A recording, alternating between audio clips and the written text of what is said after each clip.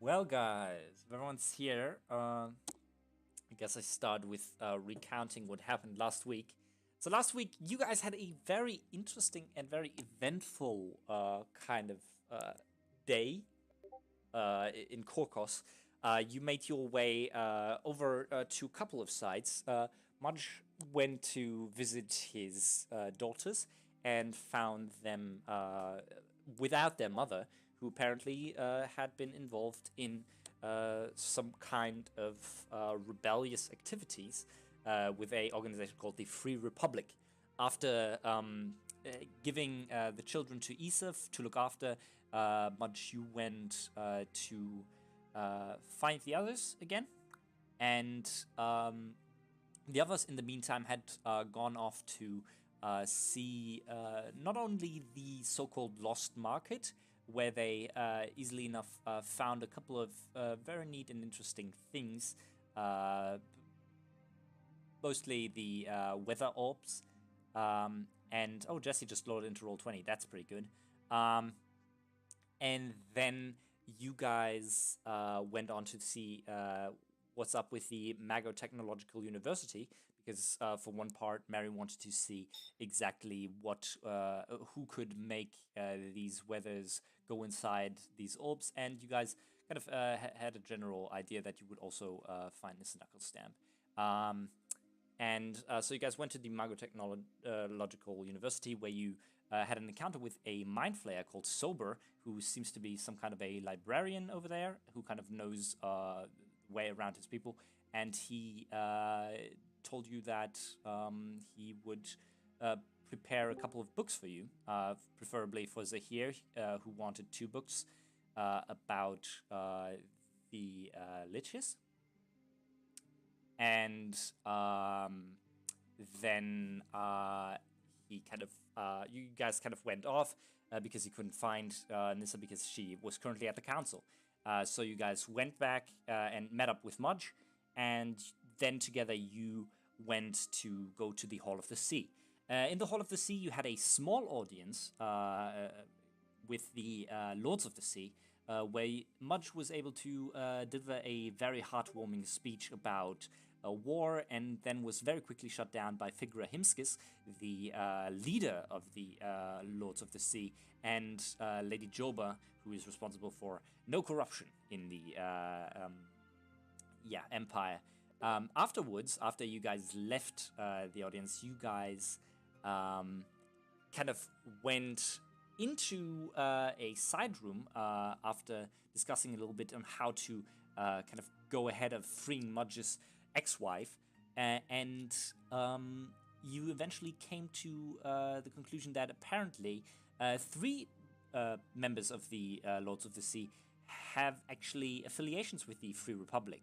Gramul Corcus, the tiefling that is responsible for diplomatics in the Republic, as well as Nissa Knucklestamp, the Lord Inventor, and Argos Ray, the man responsible for the temples in the Republic.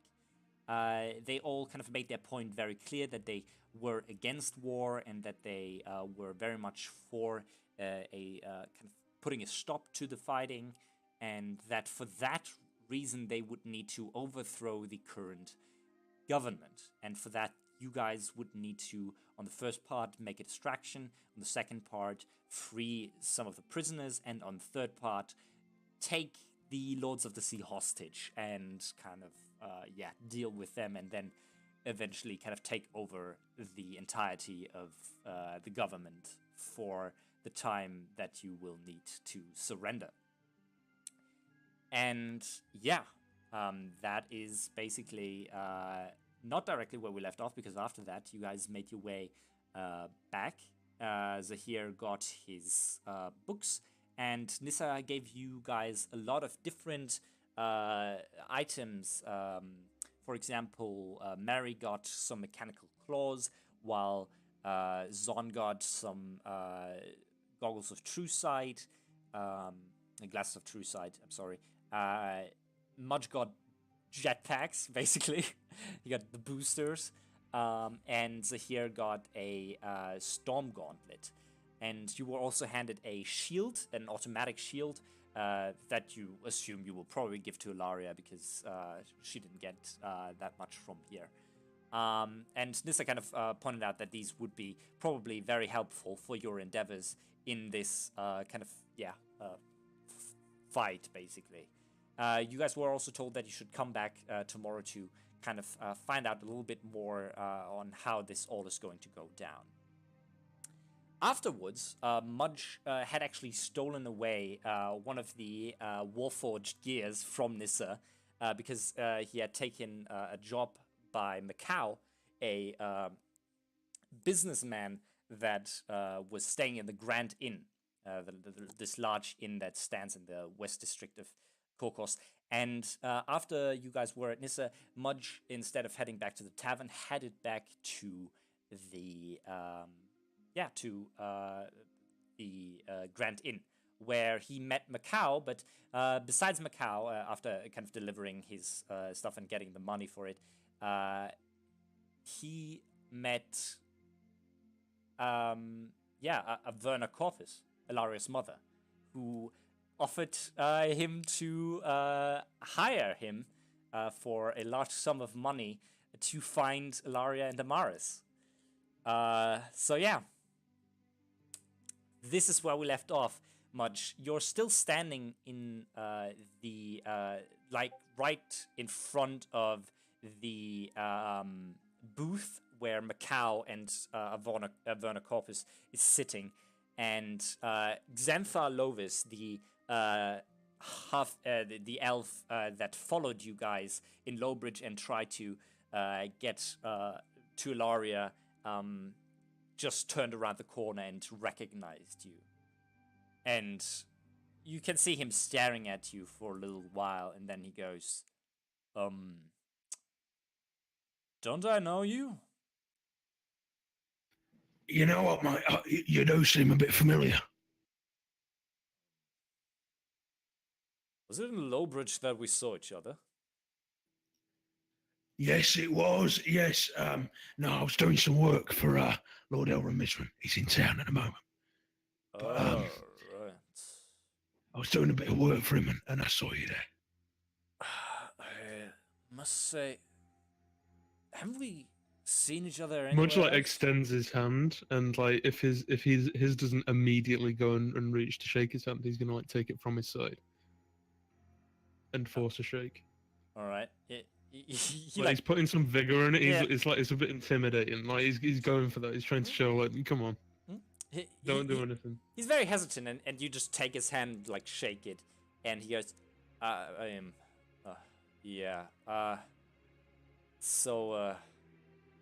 I must say, did you know Ilaria and Damaris beforehand, or is this the first time you hear? I've just heard of them, mate. Just taking the contract now.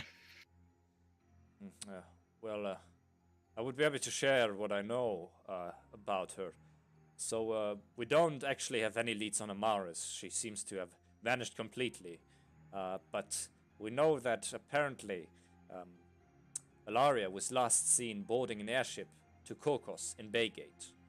And I followed her since she ran away, but I was unable to find her. Sometimes I actually saw her.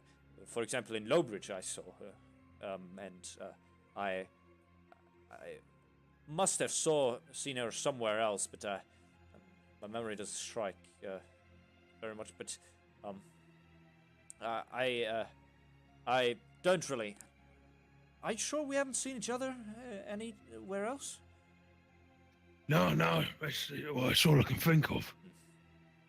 Well, that's all the information I can give you. She has to be in the city right now, and Averna actually puts her hand on your arm, Mudge, and goes, if I were you, I would look in the inner city and the library. She was always very fond of books, and the big library always was something that I told her about, so she might be there. I would at least ask around there for a girl that looks like her. Here, she kind of scrolls up the paper and hands it to you. with the images of the two sisters on it, and goes, and don't forget, your reward is 1,500 gold pieces if you bring her back safely to me, both of them. Yeah, I'll try and get it done as quick as possible. I wouldn't want to disappoint such a lovely lady like yourself. Beautiful. Thank you. Now, you should probably get looking. It is late and, well, maybe ask around some of the taverns if a young moon elf girl has been staying there. If you find out anything... Moon elf, Ilaria, Amaris. Right, got it. I'm gonna go on my way. All right, thank you. See you, Macau, mate. Macau also, I think, handed you over another 200 gold pieces. Yeah, and I gave him the spark. Yep. So he just kind of salutes to you and kind of is still in his seat, and you kind of head off out of the Grand Inn. Hi, Jesse, by the way. Hey, sorry I'm late. I slept through my alarm. Oh, no worries. I already thought so, and we also started a little bit later because I tried to catch up with what Ilaria was doing 1 hour beforehand and kind of got drifted off a little bit, so it's fine. Oh, okay. Well, Mudge, do you want to go back to the tavern that you're staying at? Yeah. He's gonna like go through sort of side streets. He's gonna try and like, just in case they do know that he was affiliated with Ilaria, he wants to try and lose them. All right. Yeah, you kind of make your way through some of the side alleys until you eventually come back to the tavern. Everyone else, you guys are already back at the tavern. Is that right? I believe so, yeah. After Nissa gave you the gear, you kind of made your way back and kind of were hanging out around there. Zahir, you haven't seen Ilaria, but you assume that she's probably up in her room. And since it's dawning nighttime, you know that you could technically go and retrieve the stone back from her. Alrighty, I'm gonna do that. All right. So you start climbing up the stairs up to the first floor where your rooms are located, and you find Ilaria's room, which is currently door closed. What do you want to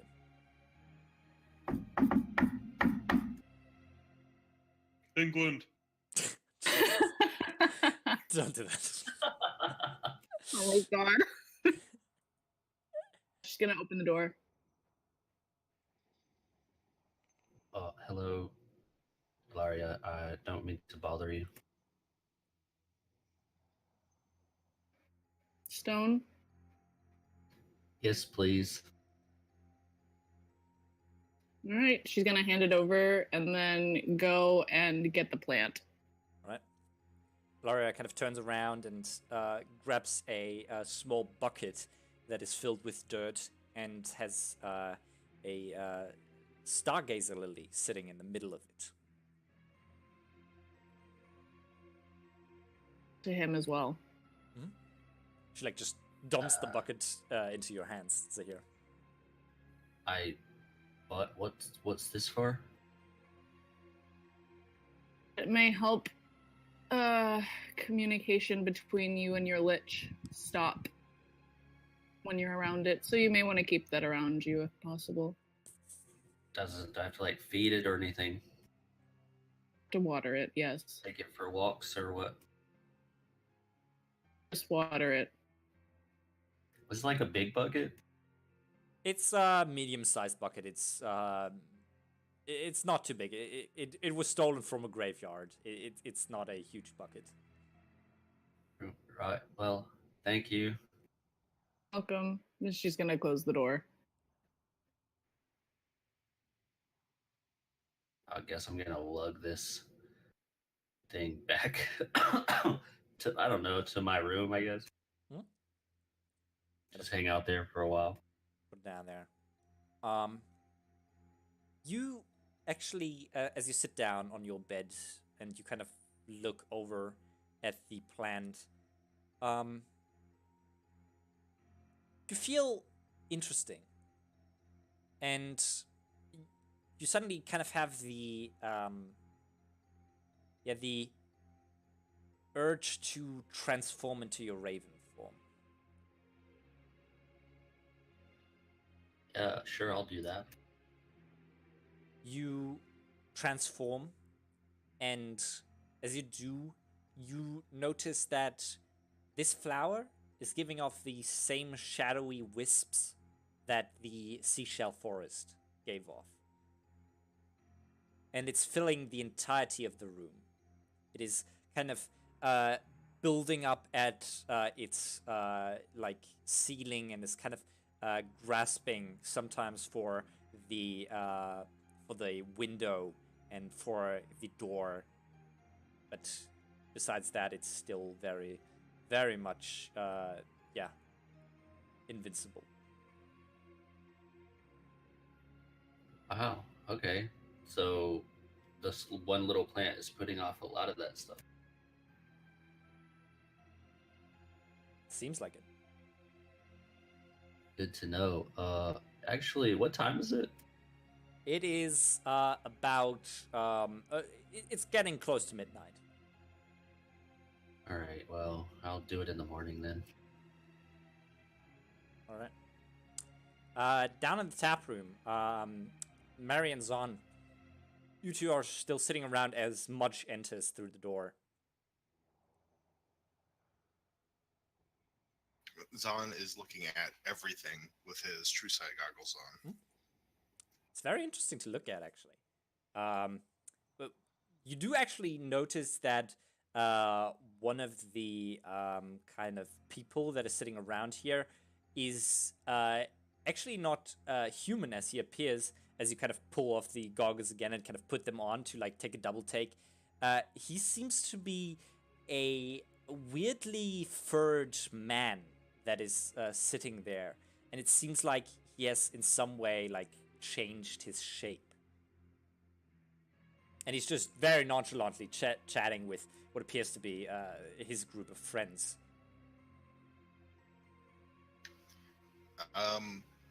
Is he furred like a tabaxi or just? It is not thick fur. It is very much a like very like just covering his entire body. But besides that, he just is wearing like normal clothes and stuff like that. He has a very almost horse-like nose, basically, and very huge nostrils and these big green eyes that kind of stare at the other people at his table, and also very feral ears. You haven't had an encounter with such a race. To put this in perspective here, metagaming-wise, this is a furbolg that you're looking at. Ah, okay. Well, Zahn's not just gonna go interrupt their conversation, as curious as he is. But he'll just try and say, he'll turn to Mary and say, I think there are maybe other people of various beast-like races around this city, though not all seem to be as open about their race as you are. I don't know if Jen's actually here right now or not. I think she's working. Mary just kind of agrees with you. Mudge, you just entered the tavern. You can see that Zahn and Mary are the two that are currently sitting at a table together. Mudge is like fiddling with his jetpack, and like one of like the engines kicks off a little bit, and he like jumps up in the air and he goes fuck. All right, yeah, it's just you kind of smack over a couple of chairs and then just land clumsily on your feet again. And you want to make your way over to their table? Yeah. All right. He's not gonna sit down. He's gonna like stand there and just like chat the shit. sit down. Each one of you has their new like gear on, and is there anything specific that you guys want to do during this night? Oh, Mudge is at least gonna go see Ilaria. All right. You assume that she's probably in her room, so do you want to head up? Yeah. Right. So you head up, and you're now standing in front of her room, door closed still. He like politely knocks on, like a little like sort of regal knock. Mm-hmm. Yes. It's Mudge. Very slowly. Hello.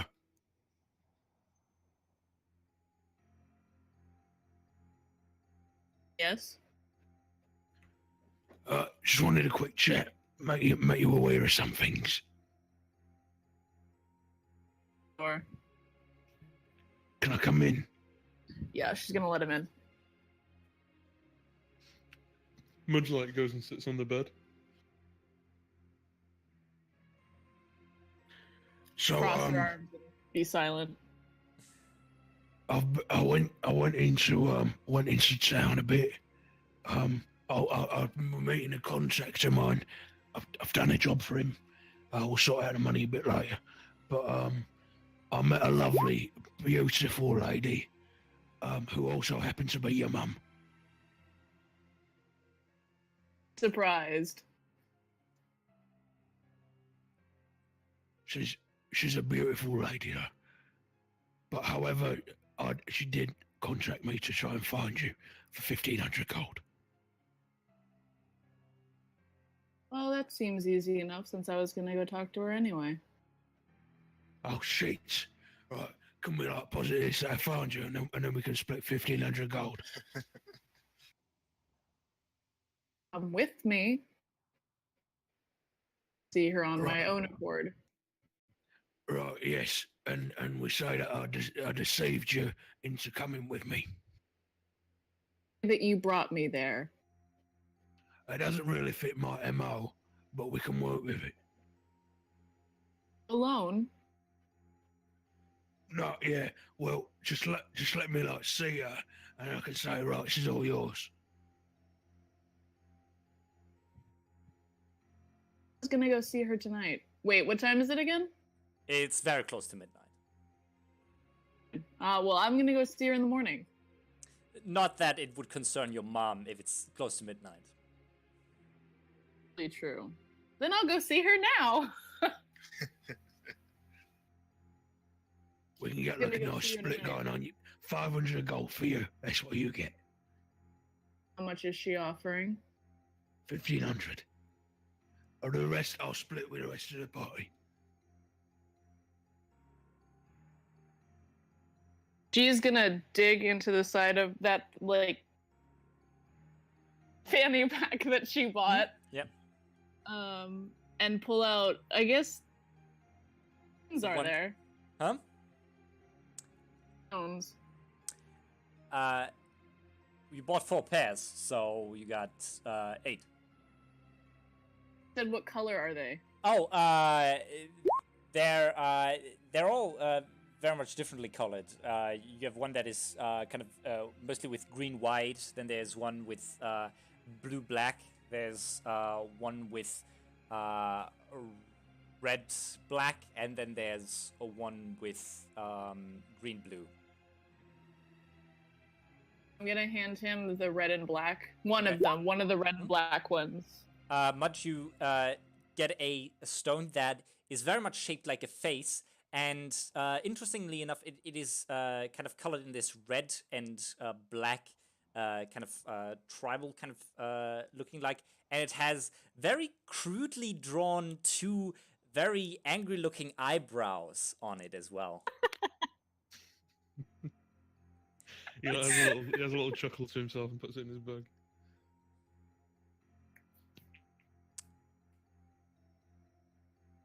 You can use that to contact me at any time. Yeah, hit me up.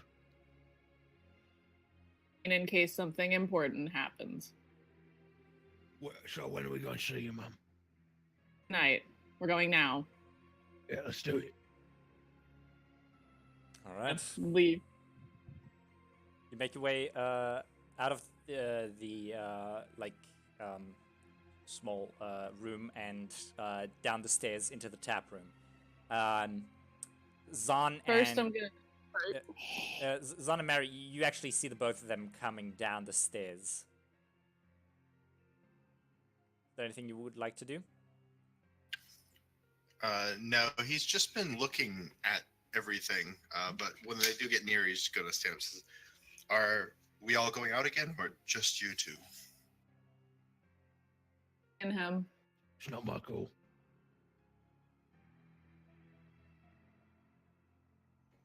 Mudge and I. Oh, well, very well then. I'll remain here. Also, just so you're aware, that man over there is secretly furry. And he's going to point at the fur ball. And he's going to sit back down and have some... But you guys just see a normal man sitting there.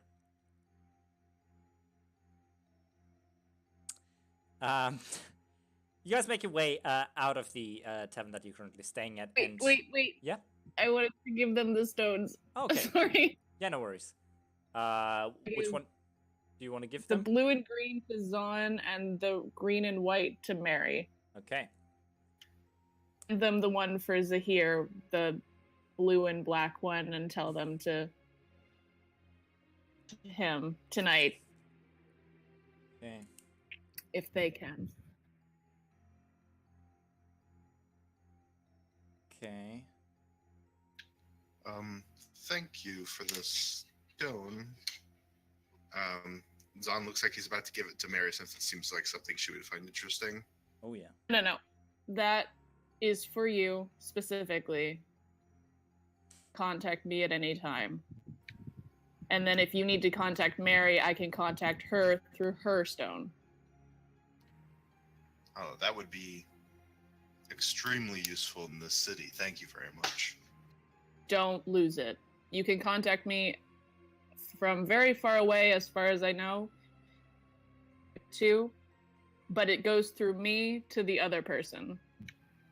Do I simply hold the stone and speak into it?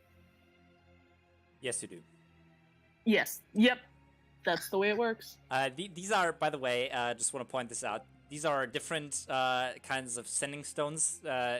Like the other campaign. In the other campaign, you guys have group calls and stuff like that. These are very much direct walkie-talkies, basically. You just speak into it, and the other person hears it without taking the call, like Tuka always hanging up on people. So yeah. Oh, Yeah, thank she's you. gonna give them the blue and black one and say, "This is for Zahir." Seemed to have forgotten it when he came to talk to me, so if you could give this to him and tell him what it does, that would be great. But I have to leave now, so. Oh, thank you. I will give it to him. Right. With that, you make your way out of the tavern and over to the Grand Inn. On the way, Mudge says, Oh, I got you something. Just because I wasn't very sensitive when the Orky thing happened, and I just wanted to apologise. Thank you, Mudge. That's very and, kind he of you. gives her the shield. I'll hand you the shield immediately, Gloria. Here you go. You now got something called the Mechanical Shield, which is a pretty neat item. I'll post it into Discord to you. There you go. Yeah. So you guys make your way over to the Grand Inn, up to the floor where the booths are. And Mudge, you want to look for booth 37 again to see if Macau and Averna are still there? Yeah. All right. He also has his dread helm on, and he's got his hand on his Morning Star, and he's sort of walking authoritatively. Yeah. Yeah, he's doing the power walk basically, like with legs outstretched to each side. Yeah, you kind of make your way over to booth 37, and you see that Macau by now has only Werner isn't here anymore, but Macau is still sitting there with two ladies actually in his arms, and he kind of looks up at you and goes, "Much? You're already back?" Yeah, mate, sorted out that daughter thing. Where's Averna? Oh, she has retired herself to booth number 30. It's a little bit further back. There's also a little bit of a tapestry in front of it that you need to pull back. You can find her there. You're working quickly, Mudge, I have to say. I'm in my prime, mate. And then he leaves and heads towards booth 30. Hello, I guess. All right. As you pull back the tapestry in front of it, it reveals a small booth that is filled with only a U-shaped kind of couch and a small table inside, in the middle of it. It is a glass table, completely made out of glass, and on top of it there is a small tea set sitting there. And currently reading a book as you enter is Averna Corpus, Ilaria's mother. And she kind of my love. She kind of looks up from her book with her teacup still in her hand, and she goes, "You're already back? Why?" I sorted out that contract, and how blessed I am to see you twice in the same day.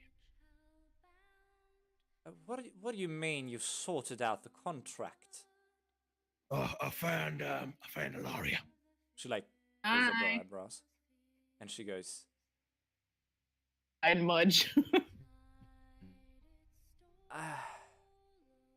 She like puts down the cup of tea in front of her, closes the book, puts it on the table, and very slowly stands up. Her eyes. Like as she starts to approach, like gets closer to him, he like sort of like holds out his hand, like whoa. She's not approaching. She's just standing there. Ilaria, have you kind of shifted into viewing range of her, or are you still behind Mudge? I'm just gonna slightly out from behind Mudge, but like half of me is behind him, half of me isn't. Let's put it this way. If looks could kill, you would be incinerated.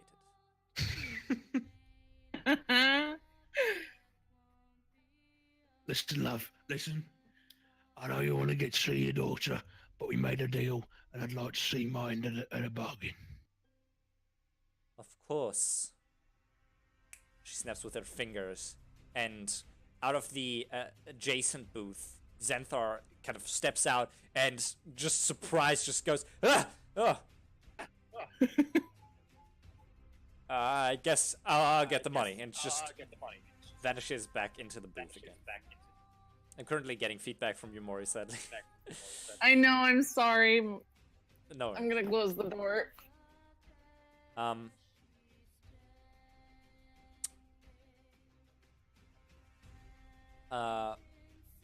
Werner just stands there. And her entire being is menacing. Her eyes seem like they're partially glowing as she's just staring the both of you down. And then Xanthar actually comes back out with the sack of gold and kind of inches past you, Mudge, and kind of puts it down on the glass table in front of you, opens it up, and goes, I don't know if you want to count. There are around 150 platinum pieces in here. Looks about right to me, mate. Also, I can't count past 20. Yes, quite bad, but yeah, you're fine here. There are exactly 150 platinum pieces in here. I counted them 3 times, so you should be fine. That's good. And usually I'd leave, but I made an agreement with Ilaria. She come over of her own free will. That's why she's here, and I'm gonna stay to make sure nothing funky goes on. Yes. And he like steps to the side. Ilaria, your mother now has full view on you. She has not moved an inch since she saw you.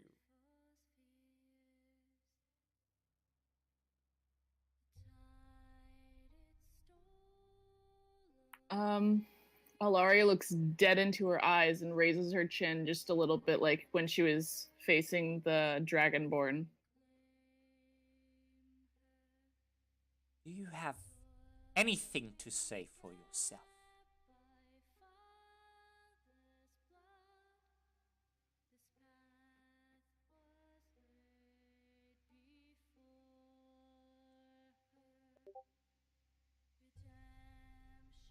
No? Nothing? Not a thing.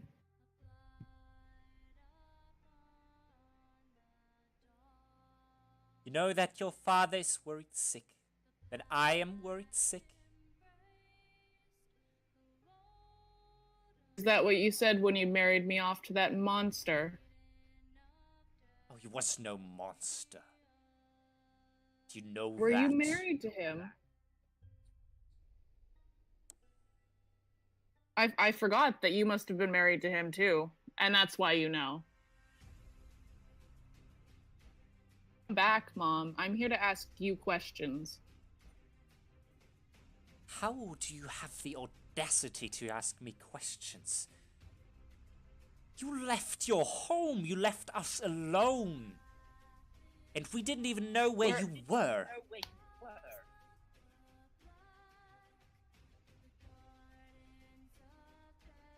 Questions. Eva Spark about why the hell it was in the fucking moonlight when I touch it. Hey, who the fuck are we? We're descended from angels. You apparently have lost the Diva Spark, and I suddenly have it. I know nothing about who I am, and that's because you never told us. I just try to protect you. You met your sister, didn't you? Well, the time's done protecting me. You didn't Mud does answer a my great job of question. that now. You didn't answer my question. You met your sister, didn't you?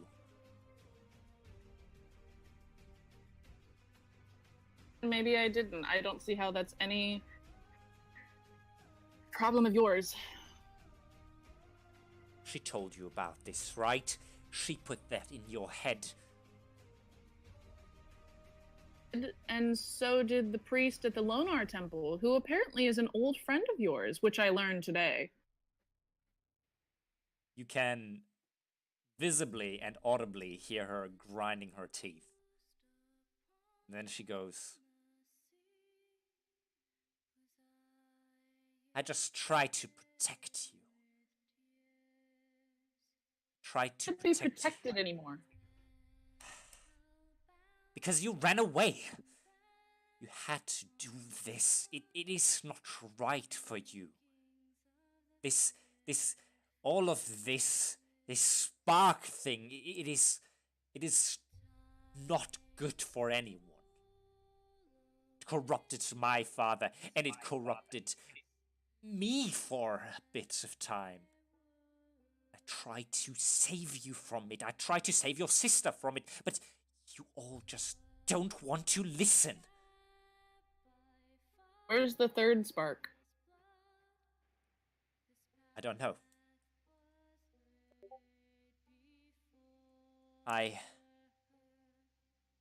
Your sister has one. It has to have come from us. Your So sister where could it have has gone? one, and you have one. I lost mine. I lost the new moon spark. The spark that gave me the power to start new. And I started new with trying to protect the both of you. Wait. How did you know that you have the new moon spark? I traveled a lot in my youth. I found things out about myself. Things that I regret finding out now. I found powers that were beyond what I thought. I know which That doesn't sparks explain. you guys have.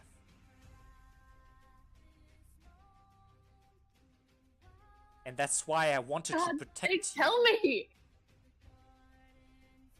Jesus. Your sister. You hold the full moon spark. The spark of pure moonlight. It is a force of good. A good that I always saw in you, Ilaria. But your sister holds the eclipse spark. A spark that is pure evil. A spark that is not to be grown.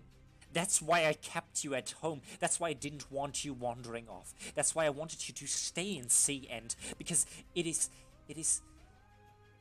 safe back home, where you don't develop this spark, where it can't corrupt you, where it can't make you feel the wrong things. You Feel just, the wrong things. it What does is, that mean?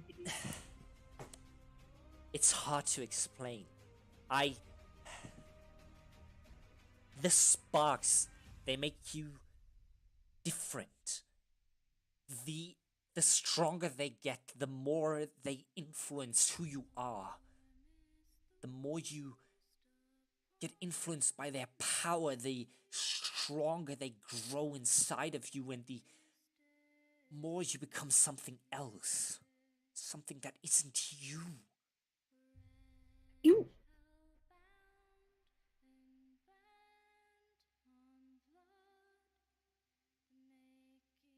Do you understand now why I had to keep you from this?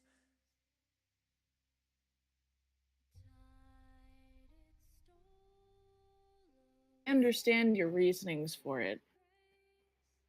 And I agree with it. Spark. I'm sorry, what? I understand your reasons, but that doesn't mean I agree with them. Where is the third spark? I don't know. I had it when I gave birth to you, and the next morning it was gone. I don't know where it went. I don't know who has it now. The goddess just took it from me.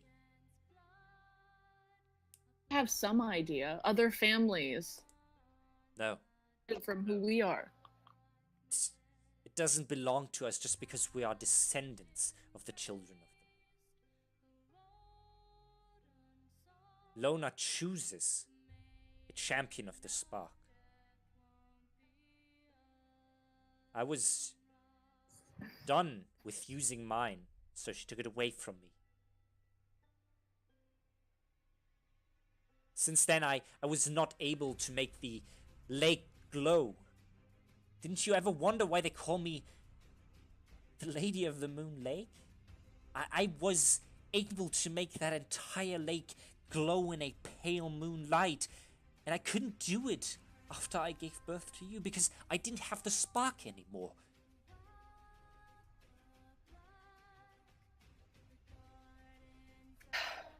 Well, we need to find the third spark because Lonar is gone. Have you not looked in the night sky? I saw it. I talked to Severin about it, who you apparently also met. This is none of our concern right now. There is a war going on, Ilaria. We need to... The moon is gone! How is this not a part of our concern? That's a kind of a big thing. You still hold People the navigating spark. their ships You're can't use- safe. You don't need to worry about this. This is nothing that will affect us directly. The moon is gone, yes, true. But if we bring the both of you back, then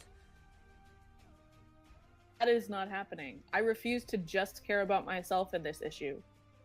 We are not caring just Probably about at sea- ourselves. No. There are probably people at sea trying to navigate with the stars that are now gone. The moonlight that helped clerics use their powers is gone. There's a lot more people affected by this than just us, and I refuse to just see your point of view and my point. What do you think Much you're gonna could do? be affected by this. What do you think you're going to do? Just run off and save the world? No, young lady. You don't have You're gonna stop me? I have to. Yes.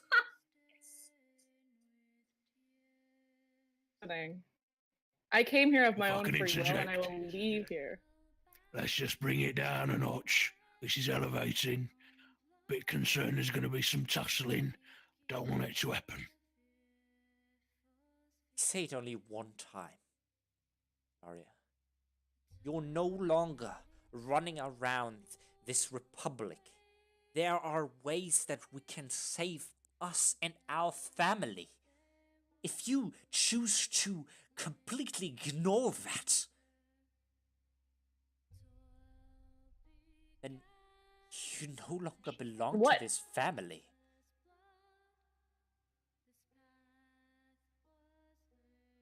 I guess I no longer belong to this family.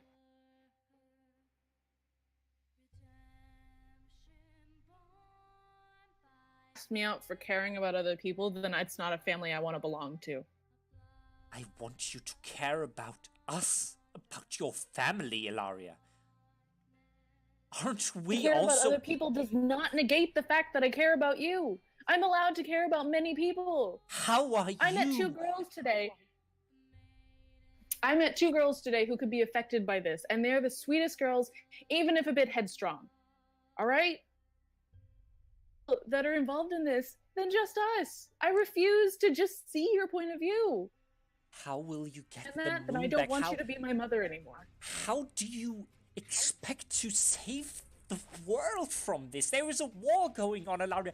Can't you just think clearly?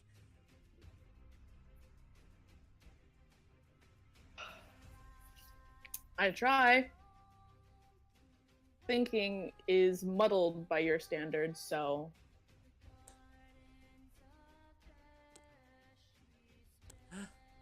You... my best to help the world.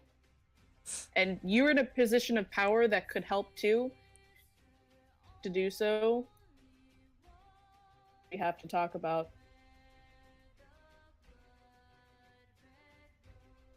kind of cut out there. Can you put back the last part? I'm in a position to help the world, and so are you, but since you refuse to do so, then I don't see what we have any more to talk about. I am not... I don't have the means to save this republic. I don't have the means to save I am this the lake. world. You are in charge of our whole town. Yes, but Way you can help. we are on the verge of destruction, Ilaria. Don't you see? The Xaviran Empire has already surrounded our city.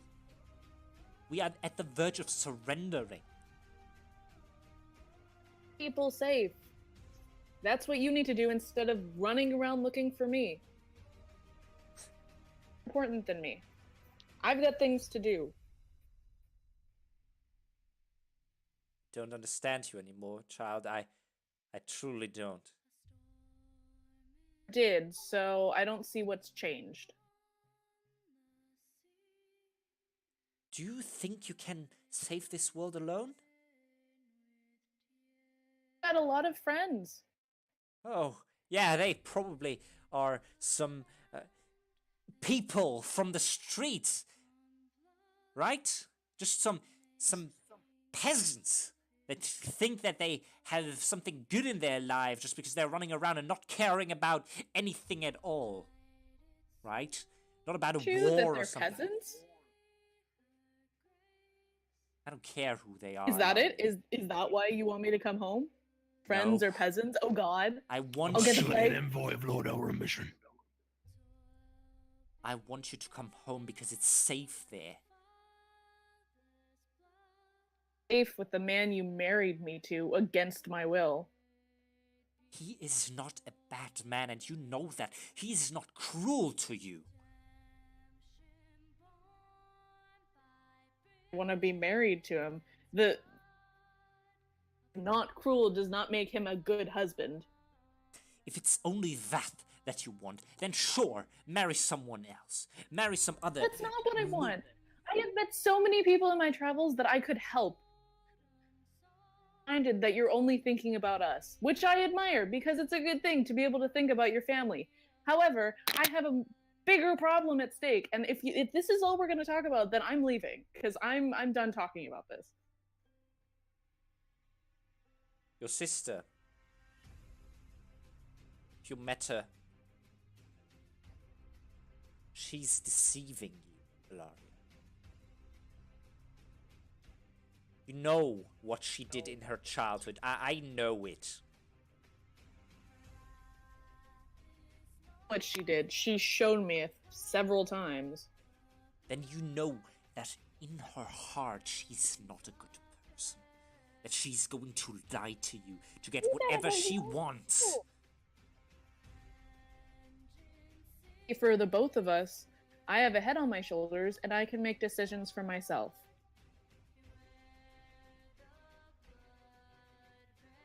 But maybe you don't know the whole story because you haven't been there.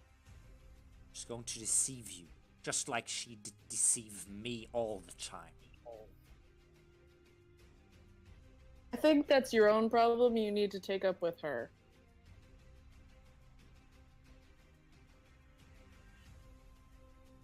Well, that's all.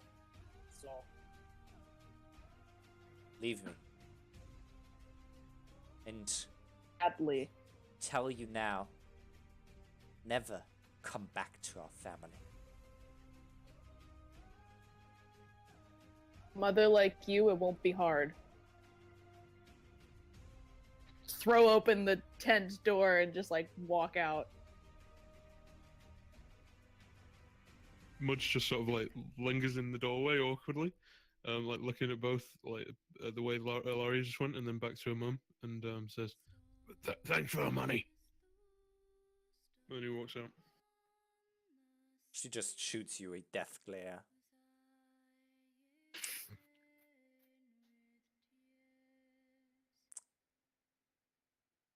You're making your way back outside, out of the Great Inn. Is there anything that you want to go in particular?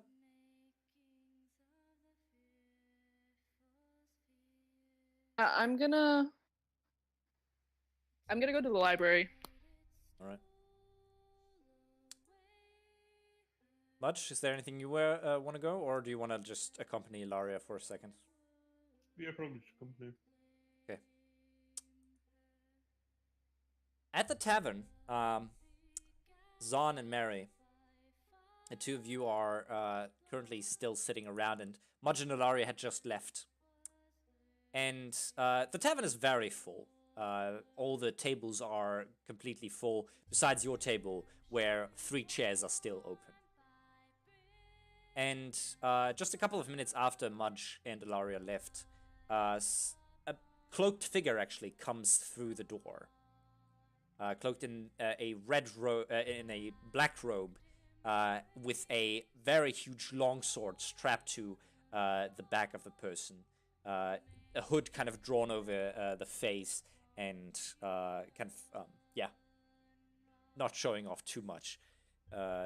Person kind of looks around the tap room a little bit until kind of approaches your table and kind of looks down at the 3 chairs, kind of mutters over to you. Are those 3 still open? For now, they are. But when my friends return, they might require them. Alright, yeah. It's fine. The person sits down across from you. And Mudge, you probably still with your true sight glasses on, can not directly see through her, sorry, not directly through her clothes, like her cloak, but you can see that on her throat, you can actually see a little bit of skin, and you can see that it is gray, very gray.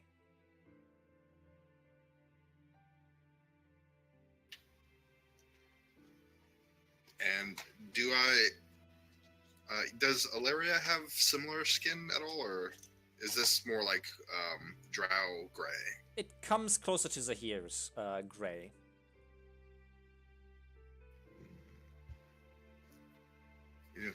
He's just gonna say, "Are you a drow?"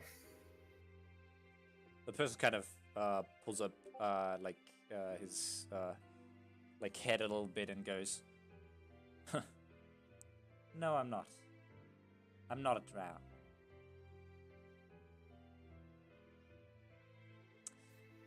By now, you can actually see that on her, around her, the person's neck is what appears to be a kind of golden neck ring. And the person goes, "Why do you ask?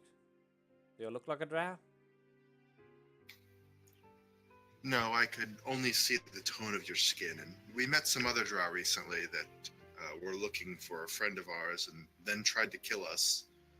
I wanted to know whether I would have time to finish my soup first before battle commenced. Oh no, don't worry. I'm not here to battle any of you. I'm actually... Oh, sorry.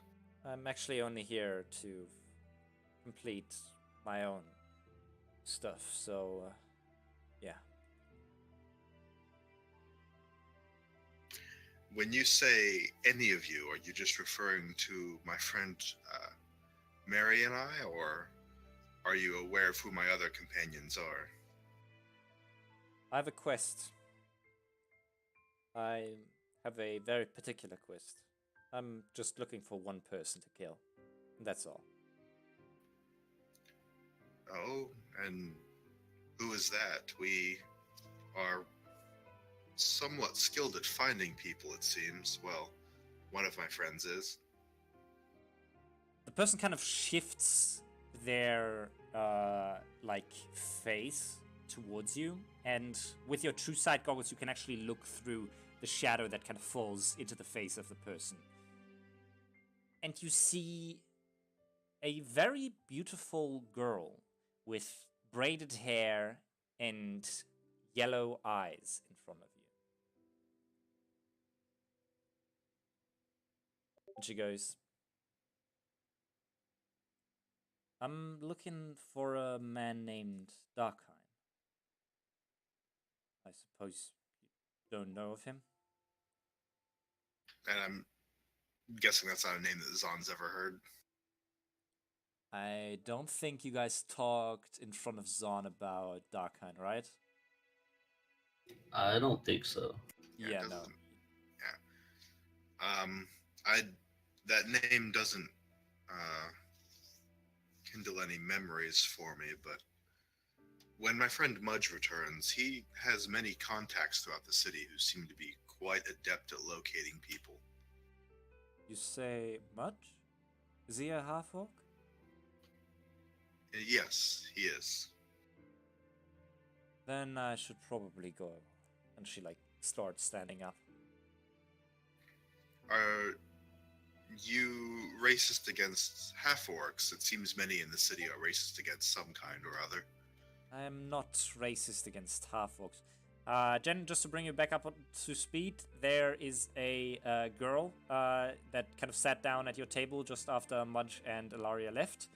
And she just asked for a man named Darkheim, and after Zahn told her that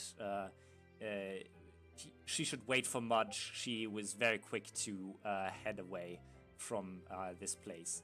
And she turns actually to you, Zahn, and goes, No, I'm not racist against half-orcs.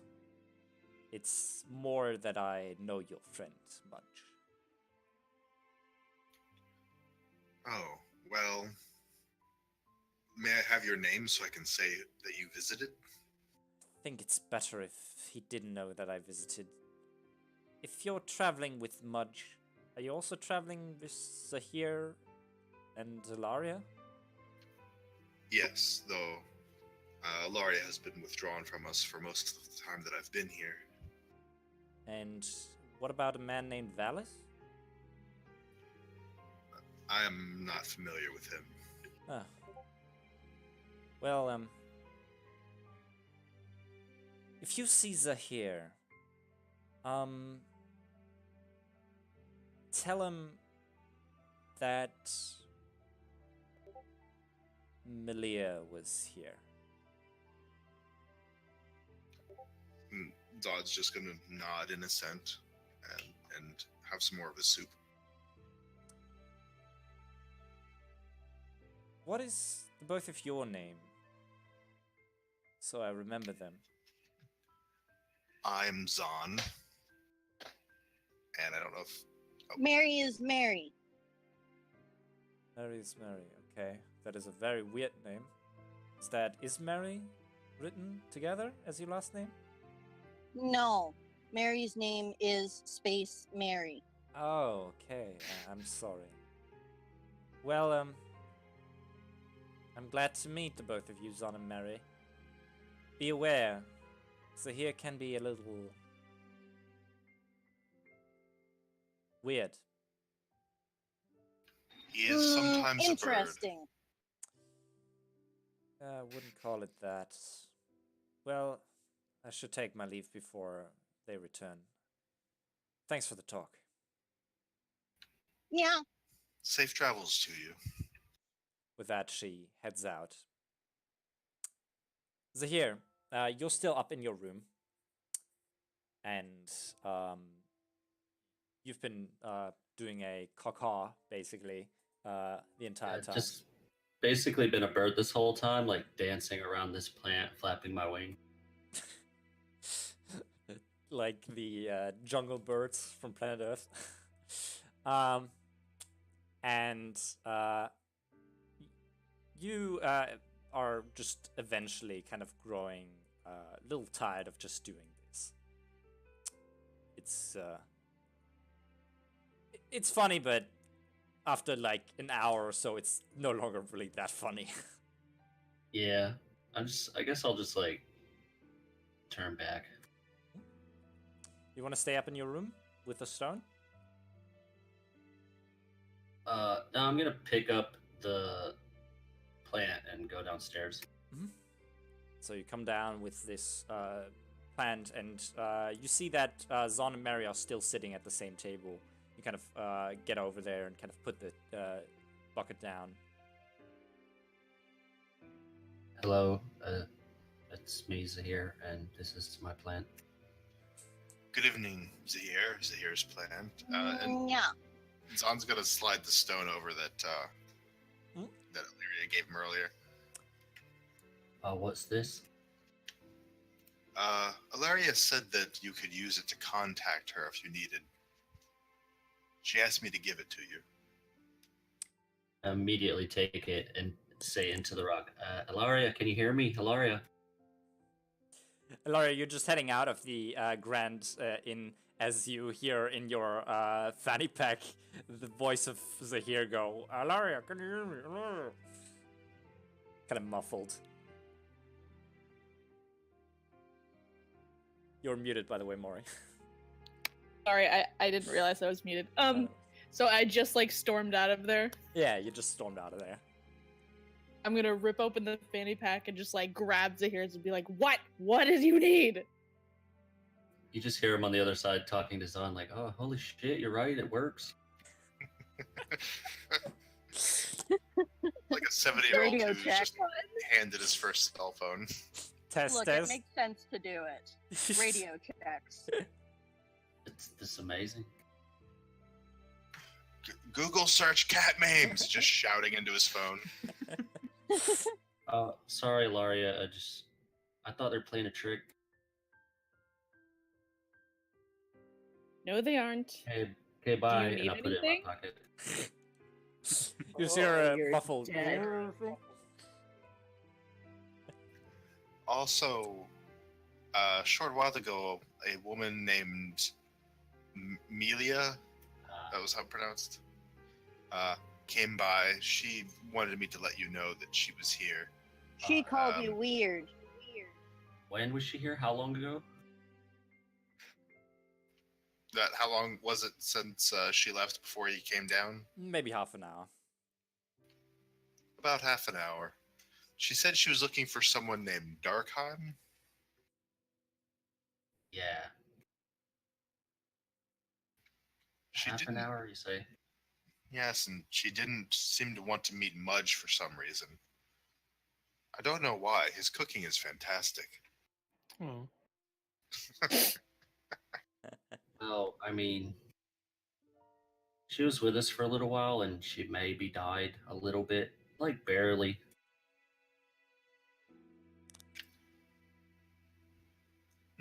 She was also looking for someone named Valis.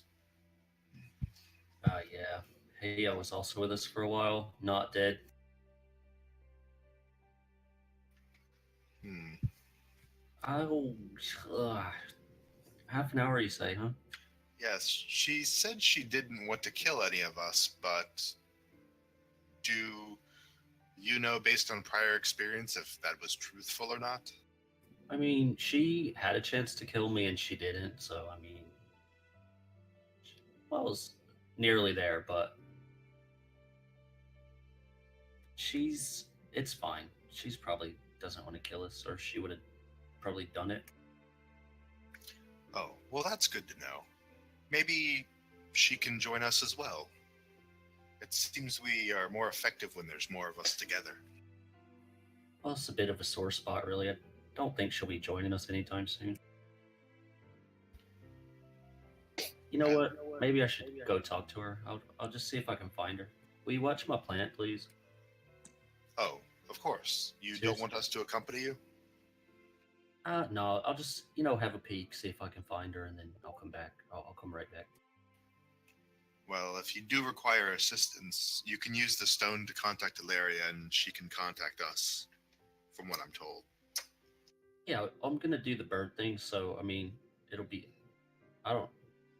You can fly or something, right? Can you fly? Yes, I can fly. Actually, you know what? That might stick out a bit, so I'll just see if I can find her, and if anything happens, I'll give you a call on the rock there. As you wish. All right, I'm gonna go outside and I'm gonna bird on and try to find Malia. All right. Start. Yeah. Go on. I was gonna say after he leaves, Zal's gonna say something to Mary while Jen's actually here. Yeah. I just say, I've been thinking about what you've been saying about Sober, and while I don't think I will ever trust him, I do trust you and your judgment. So I will consider what you said, and that's the best promise I can do right now. Yay! Mary is appreciative. Sorry, I was trying to find a good way to time that where Jen was actually Oh, yeah, present. no worries. No worries. Is it here? You're flying out. And as you're flying up, it is now past midnight. And not only that, but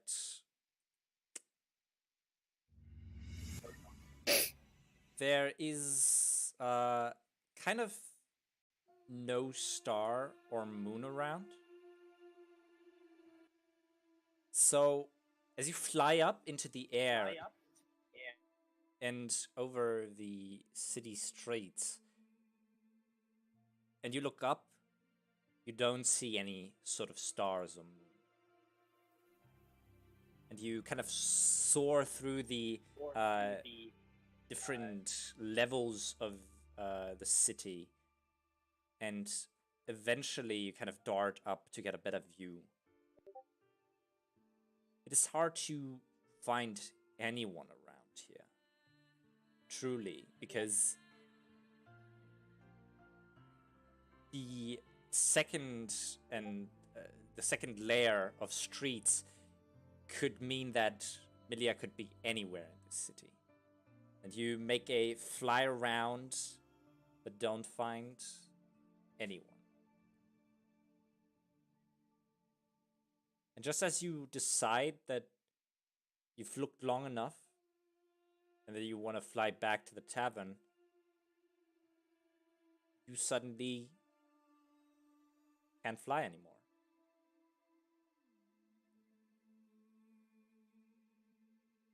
You're moving your wings, but almost like a bird that is fighting against a strong wind that isn't there, you're staying in place.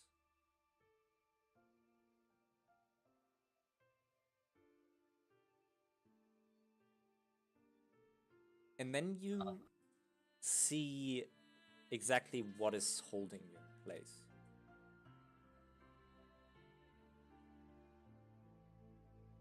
Levitating about 20 feet in front of you is Shokasha. God damn it.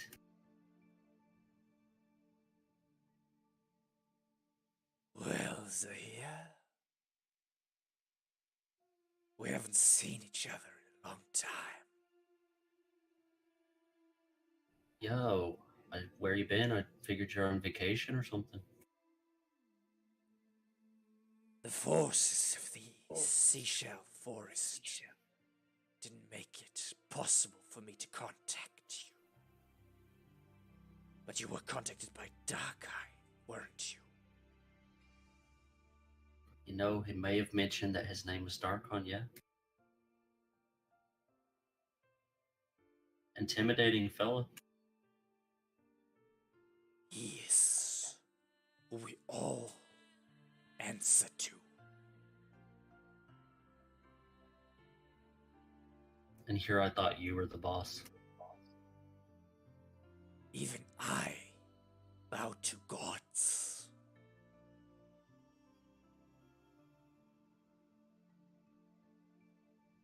His skeletal hand begins to slowly move towards you.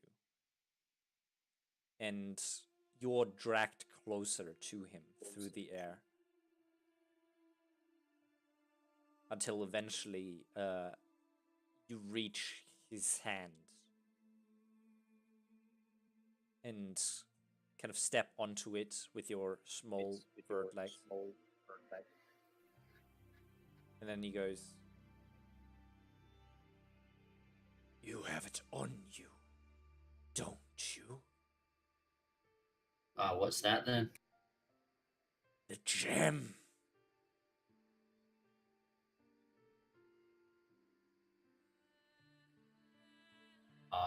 I don't know what you're talking about. His eyes begin to glow in a green light. And he says, "Zahir, Alright, okay. play with me."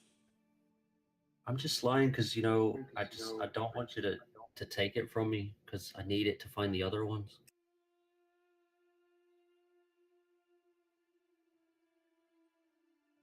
He pulls up his other skeletal hand and snaps his bony fingers. And appearing in front of you is the image of Isabella.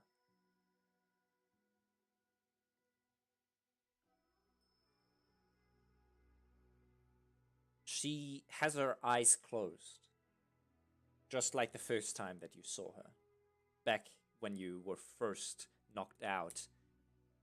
And Shokasa goes, "Well,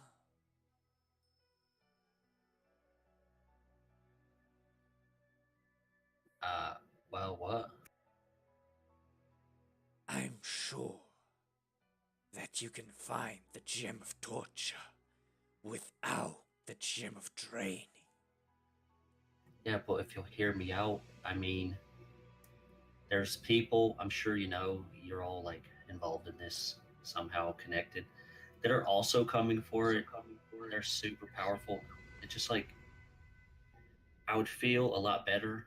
I'd do a lot better if you just let me keep this until I can find the other gems.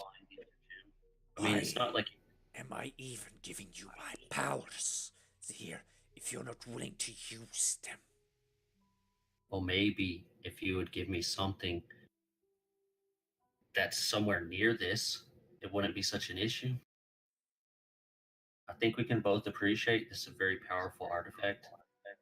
It's not like you can assemble the thing without all the pieces anyway.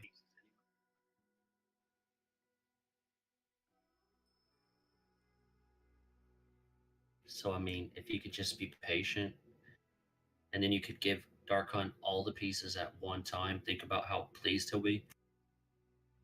What makes you think that Darkine isn't just going to rip the gem of draining from your lifeless fingers? Well, because he told me that, you know, he can't really totally manipulate things on this plane just yet. That was because you were protected by the seashell forest. Well, I'm doing him a favor, and I'm helping as best as I can, so there's no reason to rip it from me. I'm just gonna find all the pieces, and then I'm gonna hand them right over. This is like a security measure. The bones on his right hand, on which you're currently sitting, begin to flicker with green fire as he goes, Zahir, you don't want to stand against us. I hope you know that. You're being paranoid. I'm not. I'm sitting here talking about delivering to you this crown that can kill everyone, you know? No one's working against you. Stop being paranoid. We don't want the crown delivered. We want its parts delivered. All right, well, you can have all the pieces at one time. How about you find the gem of torture and then give it to us, alongside the gem of draining? That's exactly what I'm saying. I'll hand them right alongside each other. If you choose to stand against us here, I can already tell you it's not gonna go well for you. Do you think me, a lowly mortal, would dare to stand against two such powerful beings? I think that's exactly what you would do. But why? Based on what? You have all the power, you're holding all the cards, man.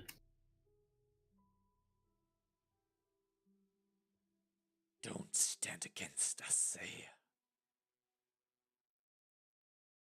Go Um, east to the All right. water. Find East to an the water. airship and then head west. We'd have to go east and then go back west. You'll have to find an airship. Oh, all right. Yeah, I'll do that. There is a section of a forest called the Moonwoods. Deep in there, you will find the Temple of Death. Go there. All right. Find the You know, gem of torture. I'm headed that way. I just, I have to I can't do it by myself. I need help. I'm just having to nudge these people along that I'm traveling with and make them think that, we're trying to stop this war and not trying to, you know, give a powerful thing to a lich god. So, just be patient. I'm going to get there. We're going to do it. Yes, we will. I just got to make sure that no one catches on to my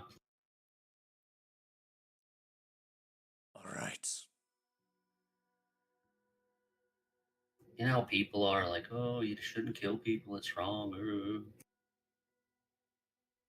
I think I had enough. Zahir, one last time.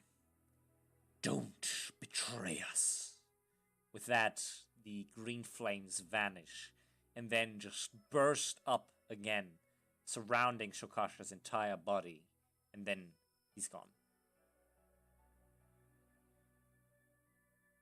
And And I'm suddenly, able to fly again. you're completely able to fly again.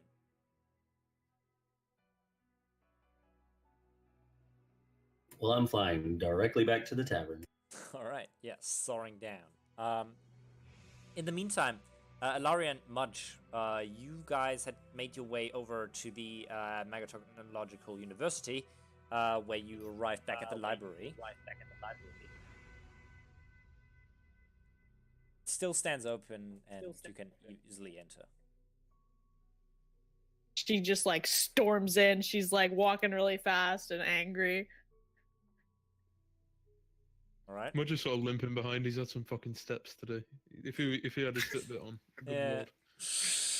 They'd be like, chill, man. What are you doing? All right.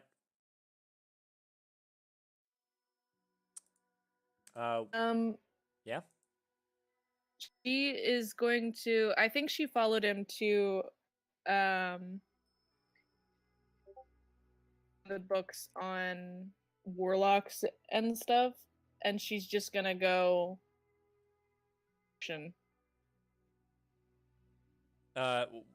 Last part again. Are you still getting an echo? No, I don't think so. Oh, now it's better. Yeah, now it's better. All right. Okay, I was just said that she's gonna go. I mean, I imagine she would remember where the section was that all the warlock stuff was on. She's gonna head right over there. Okay. And what exactly are you looking for? I'll read anything at this point.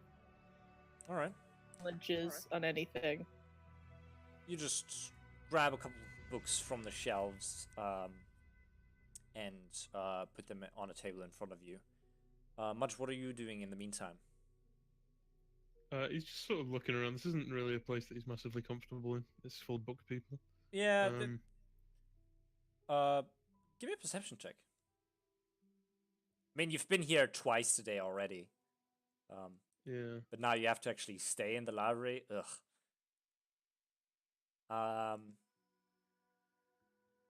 As you look around, Mudge, you spot maybe 24 scribes that are just sitting around here, very quietly, all sitting at a table each that is lit with a small mechanical light, actually. And currently, the only person walking here is one scribe and another person that is draped completely in this black robe, with hood kind of drawn over the face and moving alongside the shelves here to not arouse as much suspicion, but you still kind of notice her. We're just gonna like try and slyly follow her, like he's like sort of like feigning that he's looking through books as he's walking. The person, are you trying to stealth at her? I guess so, yeah. Yeah, then give me a stealth check. Oh God, I'm getting good rolls. Yeah, you're doing really well. You kind of make your way towards the person very, very slowly, and the person doesn't seem to notice you yet. And every time, yeah, you kind of are close to being caught, you just pull up like one of the books from the shelves and just kind of put it in front of your face, almost as if you're reading it. But yeah, you kind of manage to get in about 5 feet range of that person.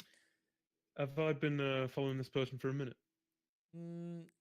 I would say that you have observed the person for a minute, yes. Okay, give me some info, boy. All right, yeah, I would love to give you that. Can What's- I know the AC and the hit points? Right, yeah. So you actually notice something very quickly. Um,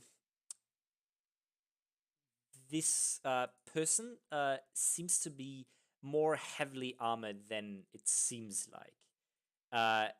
You would actually go out on a limb here and say that the armor class of this person is equal to yours. Okay.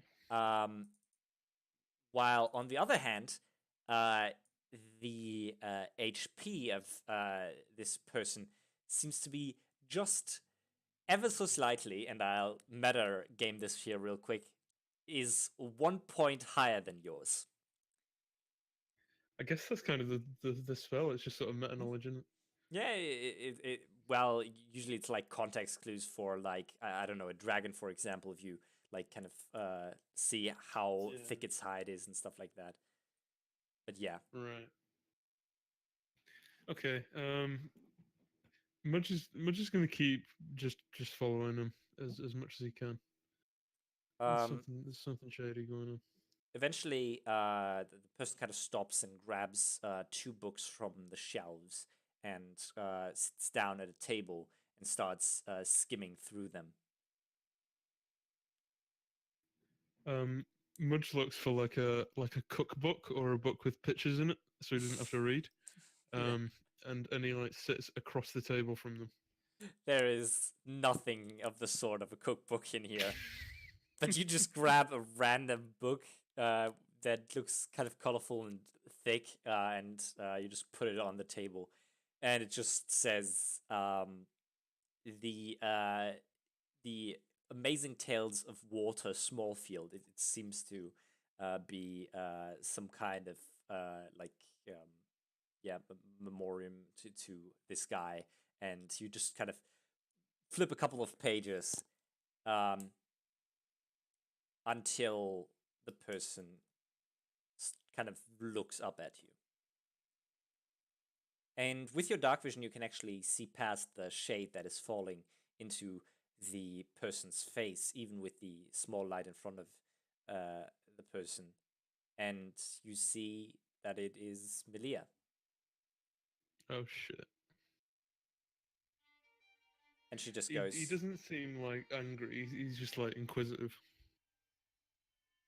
she like squints her eyes at you and then goes, "Did you follow me here, Mudge?"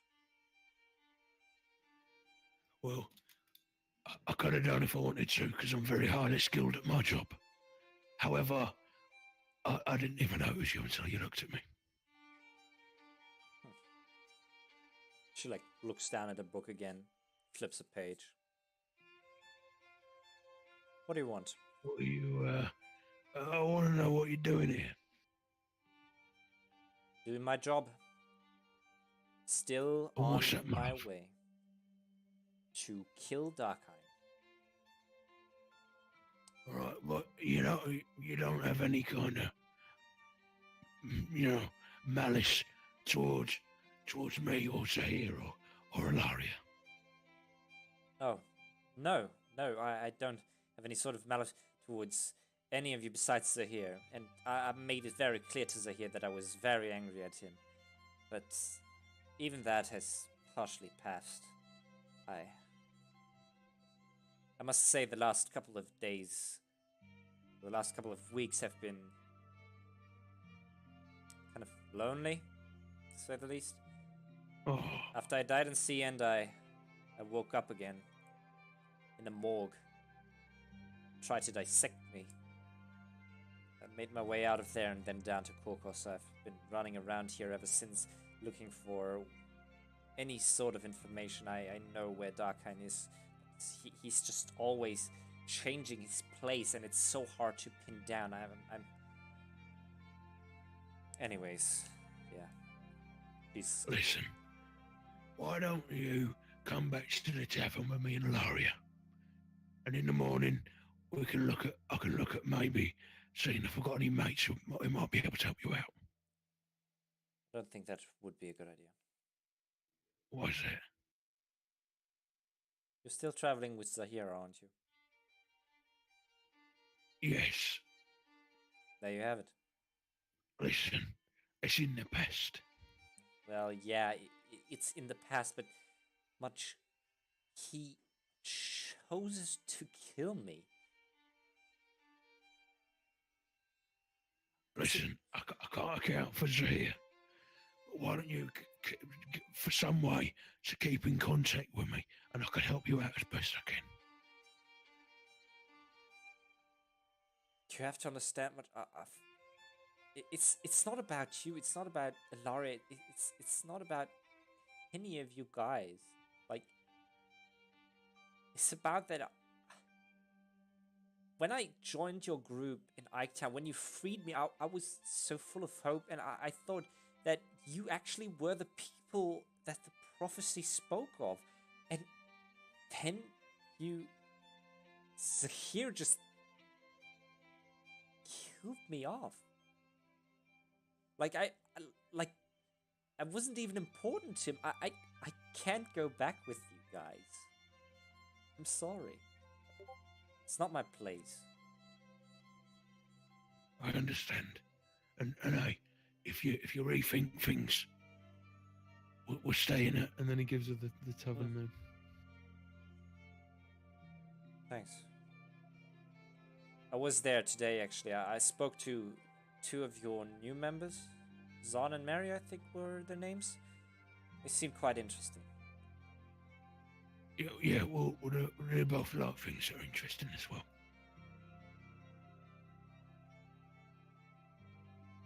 Said Ilaria's here? She's in this building. Do you mind if I talk to her? Go for it. Can you lead me to her? Yeah. She, like, claps, like, shuts the book and then stands up, and you guys walk over to Ilaria. Ilaria, you're just currently speed reading through some books with the lens, I assume. You're probably muted right now. Are you writing? Oh yeah, okay. Melia kind of sits down right next to you, Ilaria, and you are kind of surprised.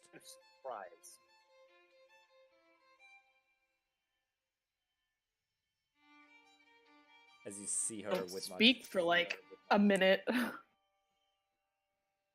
While that minute of Sorry. silence. No worries.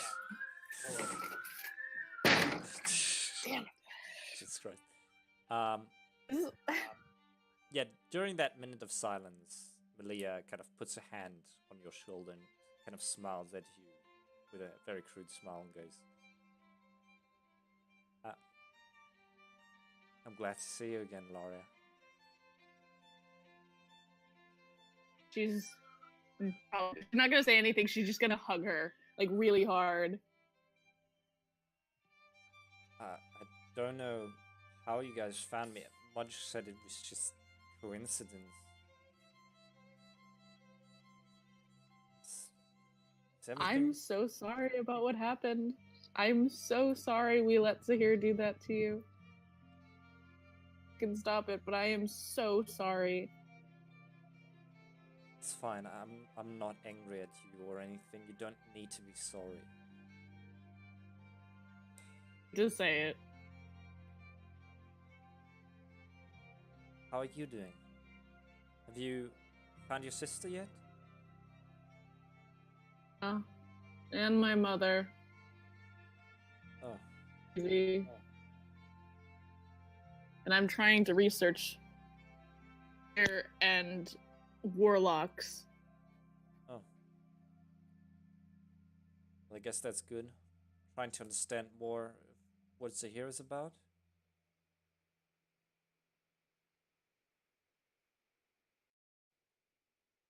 There are reasons that I'm not quite sure about it. I don't know, I've got a hunch. Out. Well, I'm still on my own quest. What's Find- your quest? Well, like I told you, I needed to find Darkhan and kill him. The prophecy, don't you remember? That I told you about? I remember. Why don't you join us? You could help us find this stone or whatever we're looking for. I already told much. I cannot do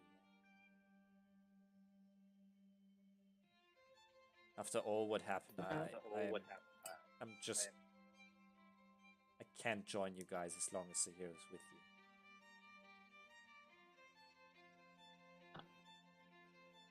Especially after what happened. Yes. Exactly. I'm glad that the both of you are still so fond of me. So kind.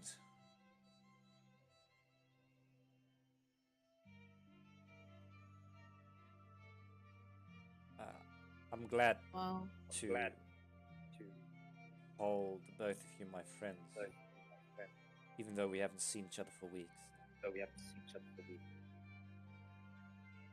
first, we need to get you a contact stone so we can talk to you too. I've given everyone stones that allow us to contact each other over distances, but you're the only one that doesn't have one. Well, I must say, Alive. I'm not really part of this group, am I? And it's kind, Ilaria. But you're still our friend. If we aren't a part of the group, or you're not a part of the group, if you need help, like, at least I know Mudge and I would help you. Right, Mudge? Yeah, of course, for a fee. It's a joke. That's very nice of you, but I think I... Please? For me, at least? All right. But I can't promise you that I will always answer. As long as we know that you have one, I'm fine. But we need to go and get one because we can just go and get one. Now, I've already got 4. More can't hurt. All right. She's gonna, like, grab her hand and stand up. All right. She stands And, up with like, you. The place that I bought them. All right. Make your way actually up the staircase and up to Nissa Knucklestam's small workshop, where much you already were today as well. And from inside you hear the sound of metal screeching, and as you step inside, the 3 of you, you can actually see the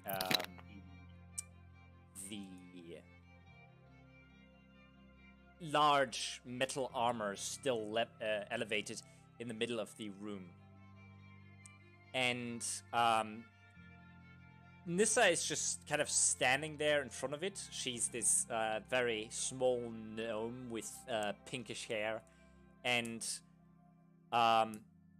Mudge, she kind of turns around and goes, huh? Who are you guys? Greetings, my name is Nissa. Mudge? What are you doing here? Who are these people? What? Uh, Yeah. No, this is Ilaria. Huh? She'll be joining the cause, and this is Malaya, an old friend. So, not quite sure what calls you mean. She kind of winks at you, Mudge. Yeah. I mean, what? Is she already in on our mission? Well, I haven't told her anything. All right. Well then, what is your request, dear? She kind of looks at you, Ilaria. Damn it. All right. She just asked you what your request is. Sorry. I actually met your assistant earlier today.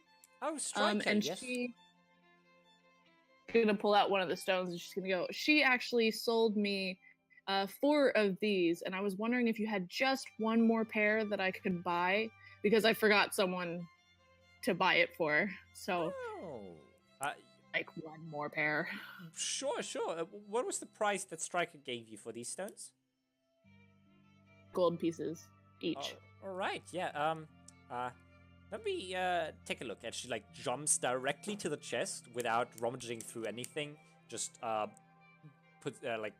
it up and tosses you 2 more stones.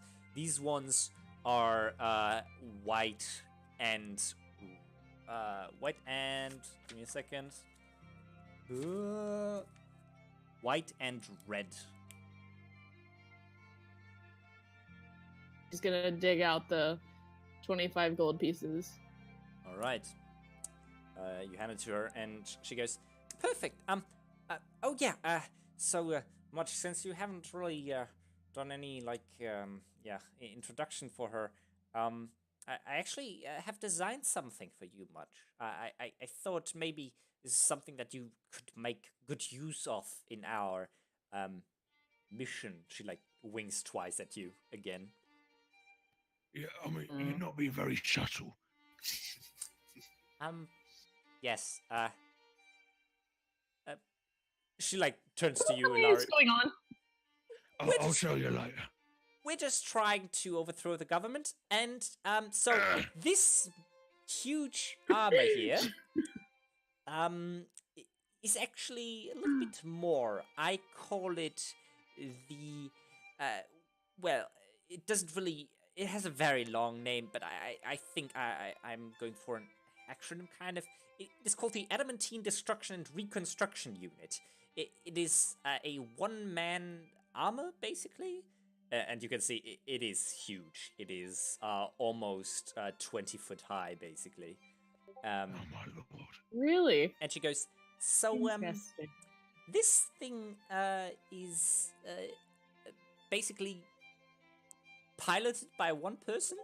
It is kind of one of 2 very unique pieces that we're going to try to use for our endeavors. And I was thinking maybe you could pilot one, since you seem like you're kind of the type of doing that. Oh fuck yes! The whole time she's been talking, Ilaria has turned to Malia, given her the stone with a very like friendly, happy smile, and then turned around to Mudge and just shoots daggers at him with her eyes. Tips, daggers. Gotta talk now. Busy. And he's like running over. He's running over to the Really? suit, like massaging it and everything. He's Uh, going fucking crazy. Nissa actually leads you up the stairs that lead up to the gallery, and there you can have kind of a walkway that actually leads up to the top part of the how Nissa describes it, the Adaru, the Adamantine Destruction and Reconstruction Unit. Oh my god! There she like pulls open the headpiece, and you can look inside. It's very much a kind of you kind of need to step inside, and there's like a small seat that you can sit in, and you kind of climb inside and sit down. And in front of you, you see different levers that you can move to let this Adaru move around. And she goes, all right, so this one's for moving, this one's for moving the hands, and this one's just for some other stuff. Don't try to push everything. And there's a big red button. Don't press that one, all right? If you want, you can go for a test ride. Oh yes. I would tell you though, be a little bit careful when it comes to the movement at first, because it's very responsive, and it can go off very quickly actually. I'll let you out into the to the artificer's chambers. it's a very huge chamber. Give me a second. And she like looks down at the both of you, Ilaria and Melia, and goes, girls, you might want to come up here into the gallery as well, because the ground is going to disappear real quick in a second. I know. I'm fine. I'm just leaving. Have fun, Mudge. I'm leaving. And she like storms out.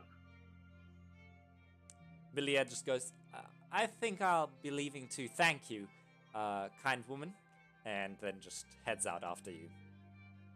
Up on the gallery, Nissa like pulls a lever, and Mudge, you kind of look down in the armor already, and you can see that deep below the ground kind of swings open, and the chains that this armor is being held on start to slowly but surely descend it downwards into a large hole that is filled with all different kinds of mechs. There are so many inventions. There are other stone defenders like the ones that you saw before. There are weird like dragon mouth looking ballistas. There are like mechanical snakes that seem to be about 10 or 15 foot long.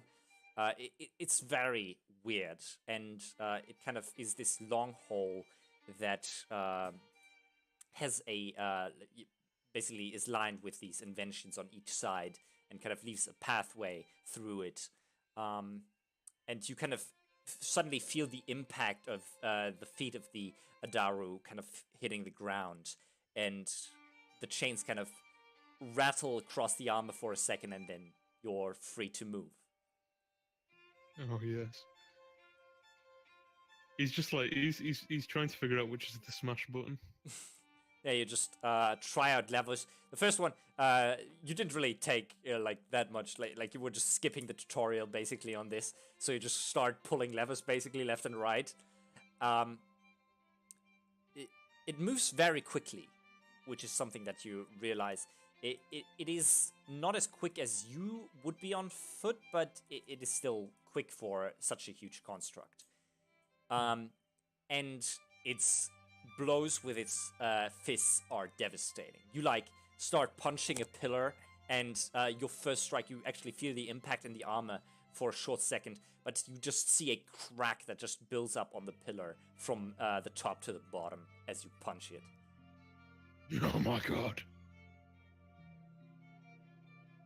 And eventually you kind of turn around and you see Nissa kind of lowering herself down on the chain, and she like just is kind of hanging there with a hook kind of in the chain, and she just shouts, "So how's it going in there? Is everything all right? Are you doing good?" Yeah, good. Can I take it for a test drive on the streets? I don't think we should do that yet. It's kind of for the for our mission. Wink, wink. You know, nobody else should see it before that. It should really help with collecting some debt, so. I think we should keep it in there for now. You can use it later after our mission. Wink, wink. Okay. And then he like taps on the top. He doesn't know how to exit. Yeah, you just kind of push the top open, and this kind of climbs up to it and inside, and kind of turns the key and kind of turns the engine off. And yeah, you kind of climb outside and down to the ground again. And Nissa goes, "So, you're good with this?" Oh, I'm fantastic with this. This is fucking amazing. Yeah, it is, right? It's just an amazing invention. I put so much work into it. Like, the fists, just the power behind them is... hydraulic, it's so good. I want to fucking break some dickheads. Yeah, we'll mainly need it for breaking walls down and doors down, and maybe, like, punching a couple of the guards if they get a little bit handy. Well, yeah, we'll see. We don't know the full extent of what's needed. Yeah, exactly. So, I guess we'll see each other tomorrow then? I'll just See you then. get this baby back into its garage, basically. She, like, just climbs back up into it, and you make your way out of the Artificer's Hall. In the meantime, Ilaria, you had made your way down the spiral staircase alongside Melia. And Melia just kind of turns to you and goes, I was just here for reading something, but I think I'm actually going to head away now that I have the stone. I'm really sorry that I won't stay with you. No, it's completely understandable. Now I'm debating on whether I should stay with these people. At heart, I'm pretty sure that your group is great, alright? Even Zahir is probably at heart a good person. But after what he did Yeah, to me, maybe. I can't stay with you. I'm really sorry. Understandable. I have my own doubts, so just do your thing. Thank It'll be a lot easier on everyone else. I hope you get to do what you want. And if you ever truly need my help, call me, alright?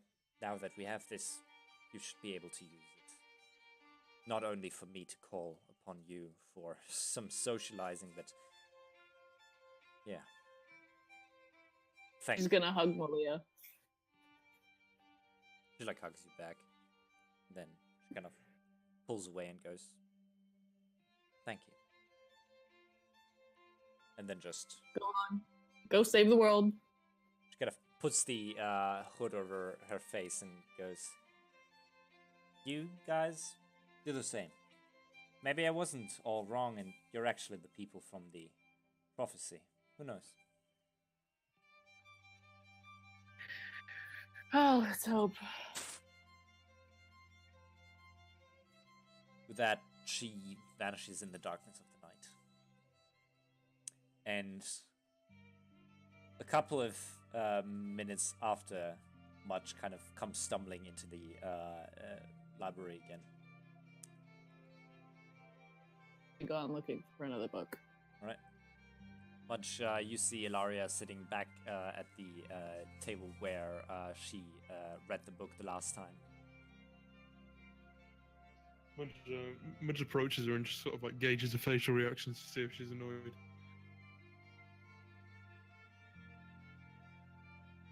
Well, I said she's very, Oh, very annoyed. Ilaria, I think there's a small chat we should have. Go ahead, sit down, start explaining. Maybe somewhere a little bit more private. It's fine. I don't think anyone's listening. there are like 3 scribes around, and they're like sitting 8 tables away, the closest one. Alright, Mudge leans in anyway. Well, my ex-wife, I went to see my kids. She wasn't there, so apparently she's joined this movement to move towards a peaceful resolution to the war. So I went to give a speech to the Lords of the Sea, and it turns out a couple of them are actually part of this movement, and well, I kind of joined it.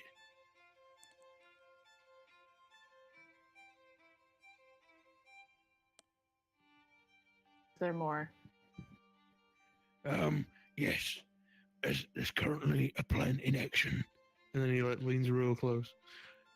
We're going to kidnap the rest of the Lords of the Sea who aren't part of the movement, and we're going to get them to change their mind.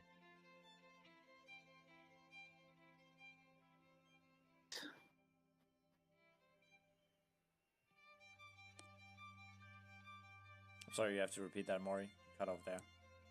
Anything else? Maybe, but I can't remember.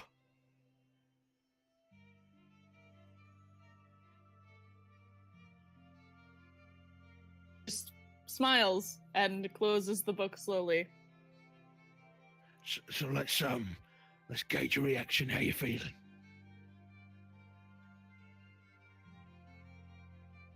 I did this in here because I'm not allowed to scream. Hey, listen. It's all for the greater good. You're gonna kidnap and coerce. Shh, okay, yeah, that's what's happening.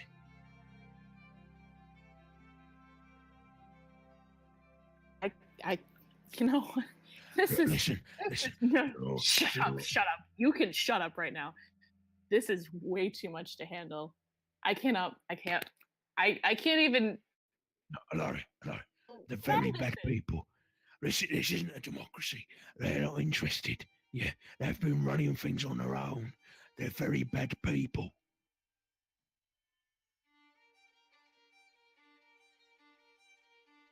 To kidnap them, coerce and or torture them to vote the other way. No. Not torture them. Them Maybe change in their their mind. absence.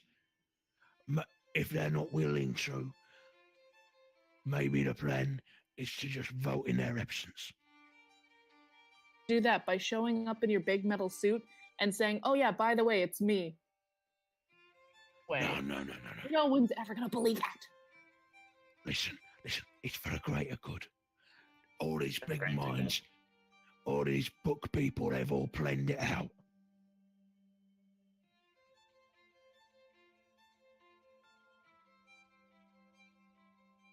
Walked the entirety of from the inn to see my mother, and you never whispered or like told me about this at all.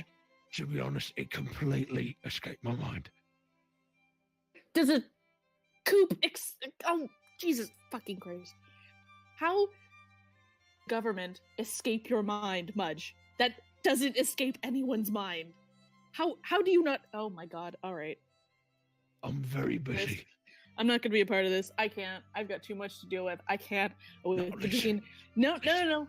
Because you This keep could be the end of the war. No. Because you keep putting responsibility on me, and I have to deal with it while you go and talk about football or some other shit, and leave it all to me. I'm not doing this too. You can handle it. This is your fault. I am not dealing with this too. I have had enough to deal with recently.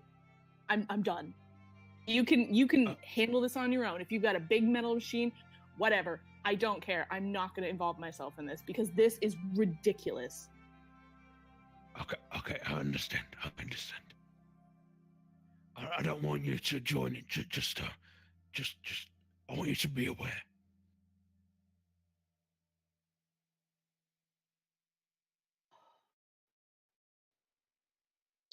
I can't deal with this. The moon is missing. My sister's gone. I have to revive the moon. My mother is here. You're planning a coup.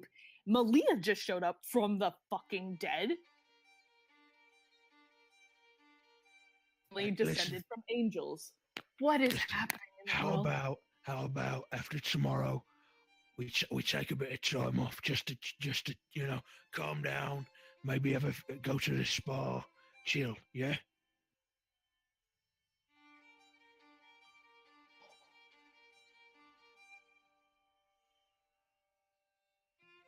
I need a while. I need a while to deal with this. I can't. It's not just going to be a day at the spa. I have to hunt someone down, and I have to deal with Zahir, and I have to. Right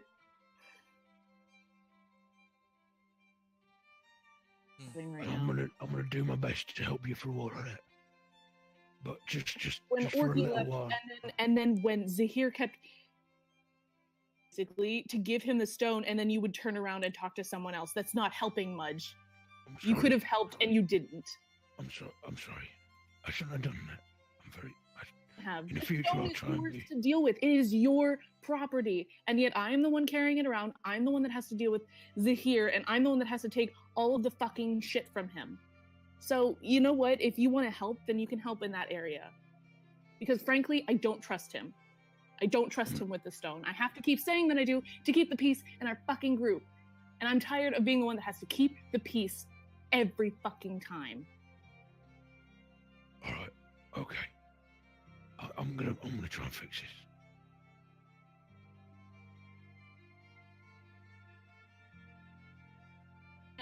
Tell anyone about these things because you guys are constantly fighting where you're constantly doing something to him or he's constantly doing something to you, and I'm the one that has to keep the peace.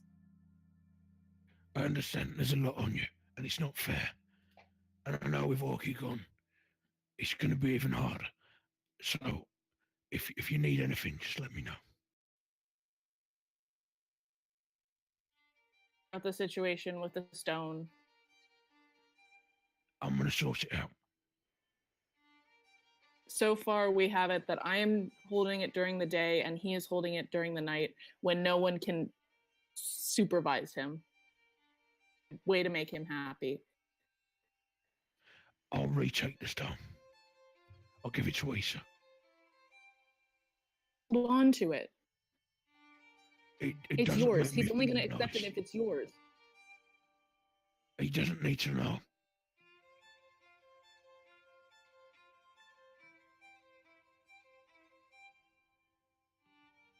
Going to be around forever. She may even want to stay here and take care of.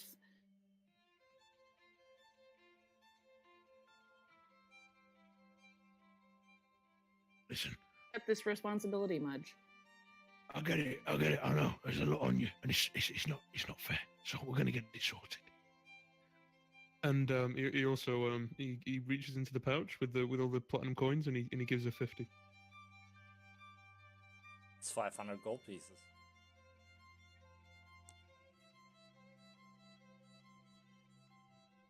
Oh, thank you. Don't thank me. It's your mum's money. It belongs to me anyway, I guess. Oh yeah, I was just going to share out the rest of it. Oh, I know. I'm sorry to scream at you, but I've been very stressed lately. I know. Anyway, I've learned a bit about warlocks because the fact that Zahir is so intent on holding the stone is really bothering me. He's clearly got an agenda.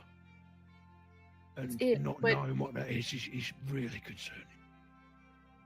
Well, no, what I learned is that of course they have a connection with their like masters or power givers or whatever. Patron. But I also learned that there's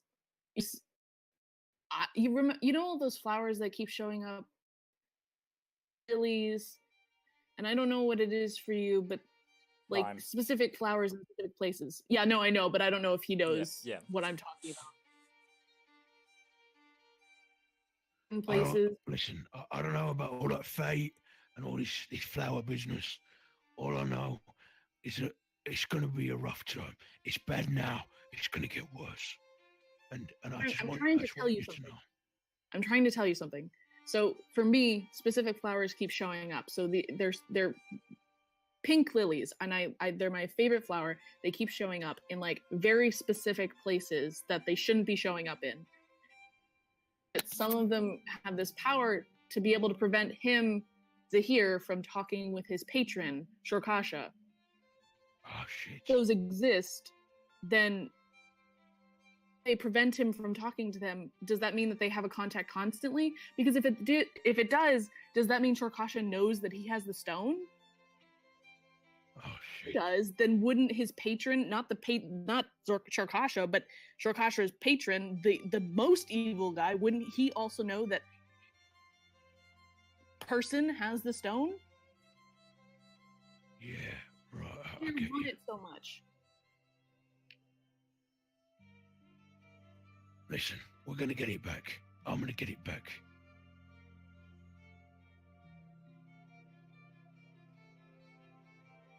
The moon's gone, and so are the stars, and we have to figure that out too. Into this coup that you're planning. It's more of a side project, you know, to end the war that's going to kill us all. But here in this town? Sorry? Happen here in this town? The coup, yes. You might want to stay away from the centre for a bit tomorrow.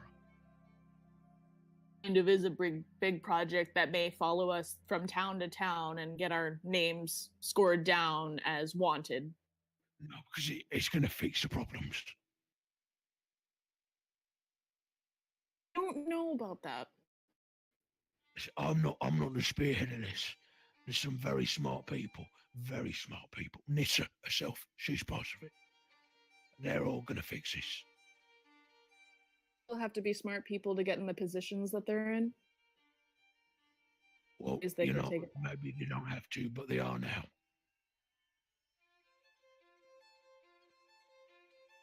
Want to do, then I support you, but I'm not going to be a part of it. I'll get you. It's all right. Continue to research about what is going on with warlocks and research more about the crown and about my ancestry. Sorry. Before you can do that, actually, just as you finished your sentence, you hear a voice behind you that goes, "Well, it's a shame that you're not going to be part of this." As you both turn around, you see standing there in front of you is a tiefling. To be exact, Gramul Caucus, the lord that is responsible for diplomacy in the Republic, and not only that, but also kind of the guy that hired you, Mudge, and the rest of you guys for this rebellion.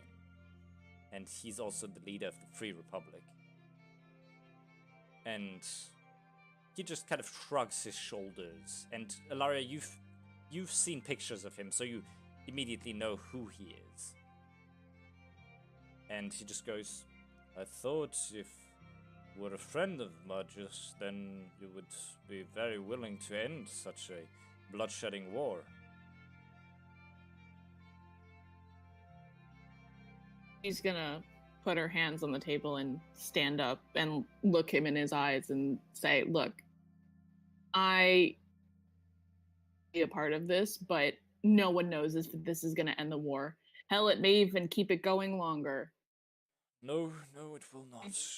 I can already... You have no idea of how the future is gonna turn out. So, in fact, no, you don't." I had long talks with men and women, with children all over the Republic. I know their stories, and I pride myself to be a man that knows people. This war is killing thousands. There are cities that have already been overrun at the borders. There are more to come. This war can only end one way, with the Republic losing. Mudge put this forth in his speech to the Lords of the Sea yesterday. Actually, I'm sorry, today. And that is... He put it in incredible words. There's only rubble left, then there is no freedom. We're going to end this war. And we're going to end it this way. I don't assume that Much told you the exact details of our plan. We don't want to hurt the Lords of the Sea. By God, no. We want the exact opposite. We want that we give up, that we stop this war in an instant just by letting it go. There's no reason to fight anymore. There's no reason for more bloodshed. Much put it very eloquently and said that the Xaverian Empire runs on money and people. That's what we have. That's what the Xaverian Empire wants. We can give it to them and live freely under their rule.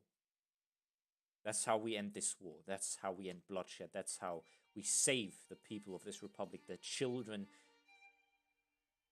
men, and the women. I'd be sad not to count you in for this endeavor.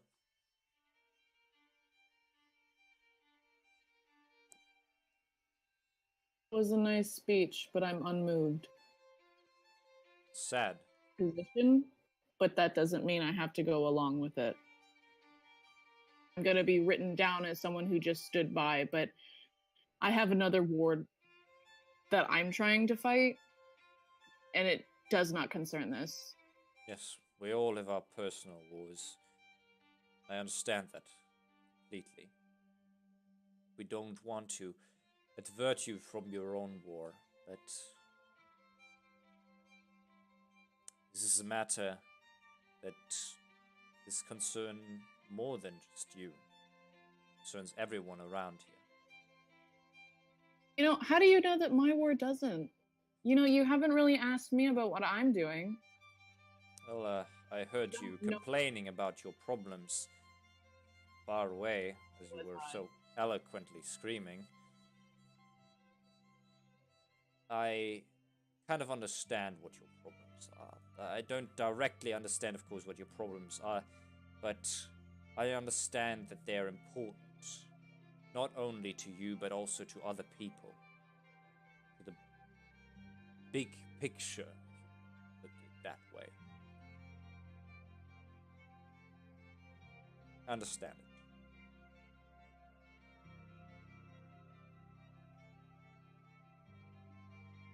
No one forces you to fight in this war.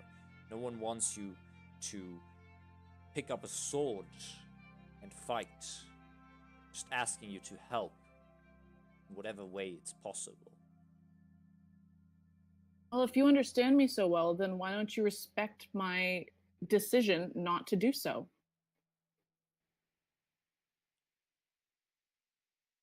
Well, just like everyone around here, I also have an agenda. I want to save my people. And if I will try everything that is possible to save them. Even if that means trying to, well, get you to help us. I'm really sorry. But I would do anything for the people of this land. Yeah, so would I, which is why I'm trying to do something that saves the world, not just this city. It's not just this city. It's the entire republic. Entire republic, regardless, I'm trying to save the world. Very noble of you.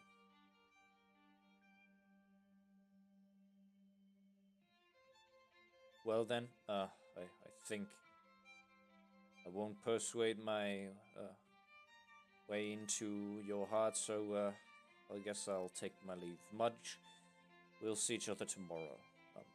There's a big See you day then, in front mate. of us. Should get some Indeed. sleep. It's very late now, and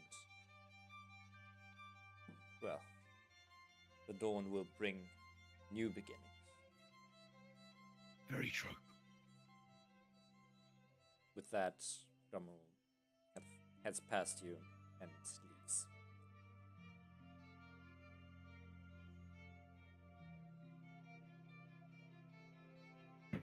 I swear that Ilaria is not that much of a bitch, guys. Clear. She's not normally this much of a bitch.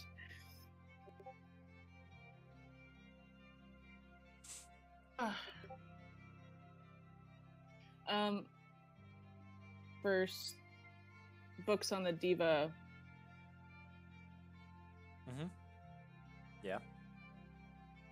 Or I'm off, basically. All right. You just want to read them again? I read about the diva spark, and I'll tell Mudge that he doesn't have to stay searching more. Yeah, much said so, because he's been walking a lot. Yep. Back at the tavern, Zahn and Mary, you two are still sitting around. Do you guys want to eventually head to bed? Yes. Zahn, you as well? I think it's AFK. I think the both of you head to bed. So here you eventually come back to the tavern, also very quickly move up into your room, I assume, to the plant. I left the plant on the table, so I'm just Yeah. gonna storm in and snatch up the plant and pull out my rock. And I'm gonna say, Ilaria, Where are you? I need you. You're the only one who can help me. Ilaria, Seems like a bad idea. you hear the stone. Yeah. Just gonna pull out the stone. What is it here? I really need to talk to you. Could you tell me where you are, please? Alright. All right. I'll talk to you soon. Bye. Alright. Jeez. I rush out the door with my plant towards the library. All right. You pass by Mudge actually on your way there. You spill some soil while running actually, but eventually you kind of pass by Mudge and you just go like you two just nod at each other and then you just head on to the library and inside where you very quickly find Ilaria's desk where she's currently still reading. I put the stone on the desk and I push it across and I say, I think you need to take this. The gem of draining? Yeah.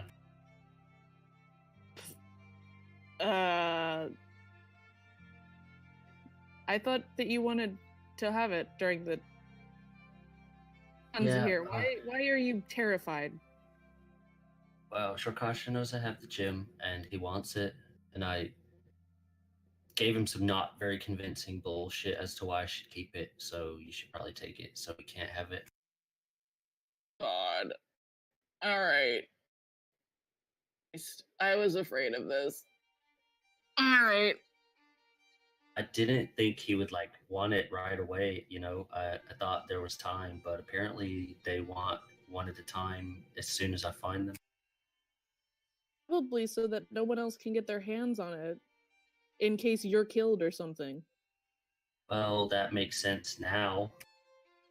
God. I wish you had told me about the possibility of this earlier. So much. She's gonna grab the stone and put it away.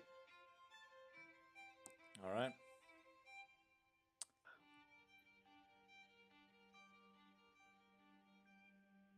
All right, well, thanks for the plant. Is he like hugging it? Yeah, he's currently like Yes. like bear hugging the plant. It's like my jar of dirt. God. Well, if I find any more plants, I'll be sure to give them to you. But of that one until I find more. Right, I'm trying, okay? I just water it and don't feed it anything. Sunlight too. Sunlight, talking to it and watering it. Alright.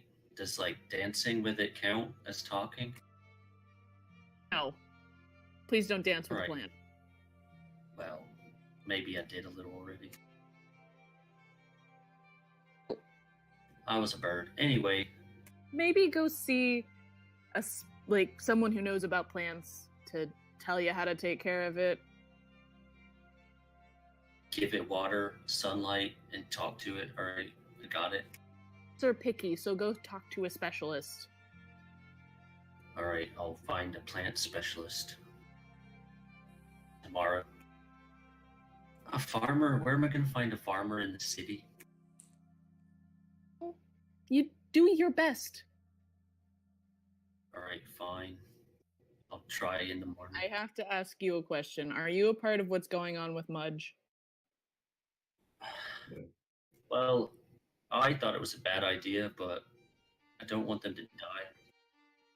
I just don't think a revolution is going to stop the war, you know? That's what I said, but no one's listening to me.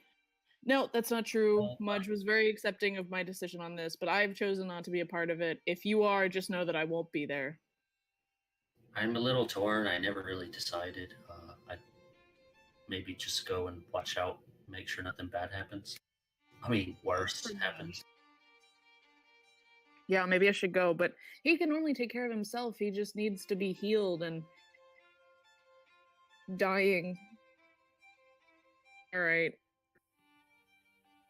Tomorrow, but we'll figure that out later. Okay, but yeah, that's all I wanted to know. Alright, well, Thank you for the stone. Let me know if anything happens. alright. here reading. You think you'll be alright there with that stone by yourself? Handle it. Okay, bye. Just leave with the plan. Yeah, you just are carrying out the plans back to the inn. Just before heading, after heading into your rooms, Zahn and Mary, the both of you, at this late of an hour, actually quickly fall asleep.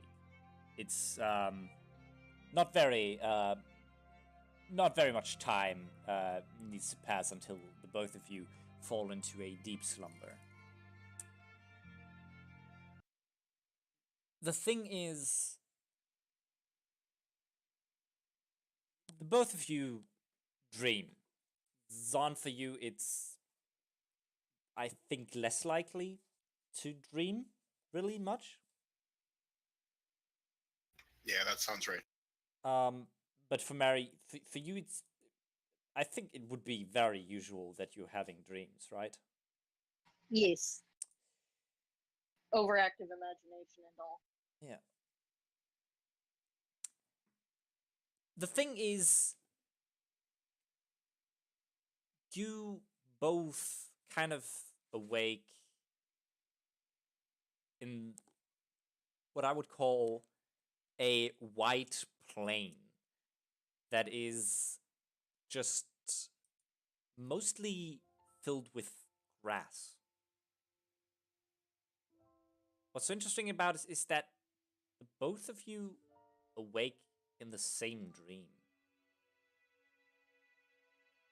For Yuzon, it feels like you're kind of in your own dream, while for Mary, it feels like she's in her own dream. And the both of you kind of look around and you just see the plains with waves and waves of grass that is kind of moving in the wind. And the other. Zahn, you look at Mary, and Mary, you look at Zahn, and it's weird. Where are you guys?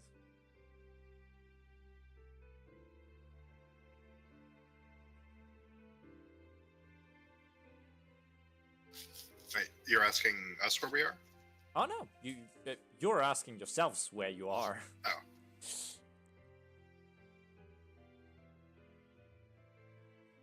To be fair, when Mary isn't sure where she is, she typically just goes scampering around to figure it out empirically. I don't dream often, but this is unusually clear. Dream Mary, are you able to answer me? Is that how this works? Like each of our separate instance dreams interact the same? Yes, the both of your dreams seem to be shared here. This is meta knowledge, basically. But yeah, the both of you think that you're dreaming up the other one, but in truth, they're shared. Okay, so it can interact freely. Yeah, sure. Mary's ears are working, yes. I have been concerned to ask this in the waking world, but perhaps my subconscious can answer. Is what we're doing with this coup right? I don't know the politics well enough. Is it wrong for me to get involved? Is not necessarily wrong. Is complicated, yes. But I think that politics is always a result of a bunch of people thinking differently. And as long as we're with our friends, we just have to do what we can, right? I suppose. My subconscious has gotten very good at mimicking Mary. Mary actually don't know like if that's a bad sign. Mary starts actually walking off into one direction, just like looking for like something. What's interesting is that Mary, as soon as you are walking away, it doesn't feel like you're getting very far. Because as you turn back around again, Zon is still standing at the same point where he was standing before, and you haven't moved an inch, actually. And Zon, for you, it just looks like Mary is running off, but even without moving your feet, you're just following her through the fields here. Is floor broken, or are you suddenly much more quiet than usual? No, this is a dream. This is just how things work, I suppose. And he's gonna try to do something that he would do in Limbo and just make a place to sit down, like make a chair appear out of Limbo material. And does that work? Nope. You try to concentrate on it, but there's no chair appearing. That is somewhat distressing. Is dream stuff broken for you too? Or do you usually just wave your hands around when you're in a dream?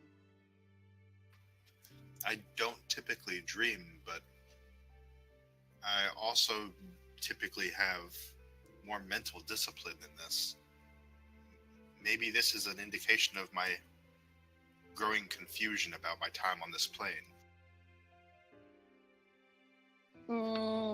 Or maybe you are not in dream and Mary is dreaming you in dream and Mary doesn't know how your stuff is supposed to work. Mary is sorry. She will learn better. And Zon smiles a little bit, and he'll just hover across, like do his boots of flying appear to work and let him hover? No, not really, actually. And he starts to like try to awkwardly stand up into a hovering cross-legged, but it doesn't work, and he just kind of stands there for a moment and frowns at the ground, like, this is very distressing for my mind to betray me like this. And he just starts walking with Mary. But it's not your brain that is doing the bad, it is Mary's brain doing the bad. Mary's brain doesn't know what the Zon brain is supposed to be doing. And she's gonna stamp her feet. Zon's gonna just stoop down and look at the grass itself. Does it just look like normal grass that he's seen on this plane? It looks like it looks a little bit more grayish.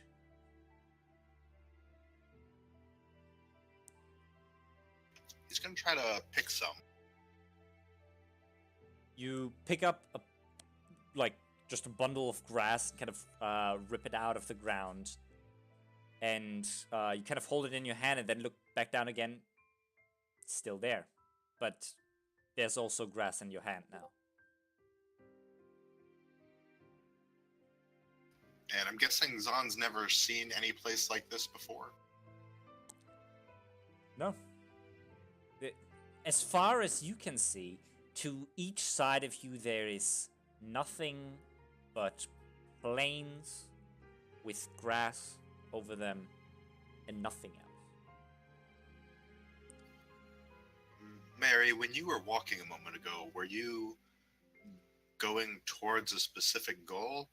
Maybe that's what this dream is trying to tell me. No, Mary doesn't know this place. And normally when Mary doesn't know a place, there is exploring to do to know the place. But this place looks like a lot of the same. So Mary doesn't know what to do other than run around. After you say that, Mary, a gust of wind kind of hits the both of you. And for a short second, the grass around you moves very violently and directs your gaze away from the wind. And as it does, you suddenly see, standing behind you, the both of you, is a statue.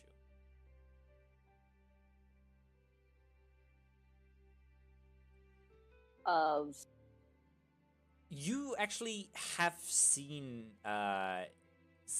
this statue before, Mary. It is the statue of a god that is worshipped in not only in Korkos, but actually over the entirety of its land, of the lands of Avikite. It is the statue of the goddess of earth, Horm.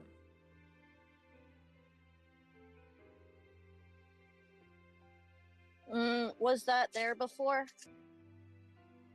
She's asking Zahn. I don't believe so. Almost certain there was nothing but grass here a moment ago.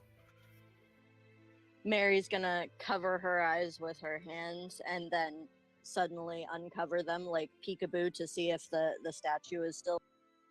And Zahn's just walking up and like tapping on it to see if it's actually solid. This time, you guys can actually move freely through this plane. And Mary, your peekaboo does actually not change anything. But you kind of move closer to the statue and kind of touch it. It's solid. It's made out of very interesting stone. It's almost like sandstone, just a little bit more sturdy. And has Zahn actually ever seen this statue before? I would say in the short time that you've been in the Republic, no. I don't understand what my subconscious is trying to tell me. Mary's gonna Maybe start this like is- waving her hands in front of the statue's face. Statue doesn't really answer. Mary's Maybe going to this- climb on top of the statue to get more height and see if she can see anything else. As you're climbing up and kind of make your way up to the horns and kind of very briefly like manage to like elevate your feet onto the large round plate on the top of the statue, you just hear a voice go, "No, that's just ridiculous." As suddenly, Mary's gonna jump up startled and then promptly fall onto the ground. the statue just begins to slightly shift in its motion. Kind of relaxes its shoulders a little bit. And then lets both of its hands kind of fall onto its legs.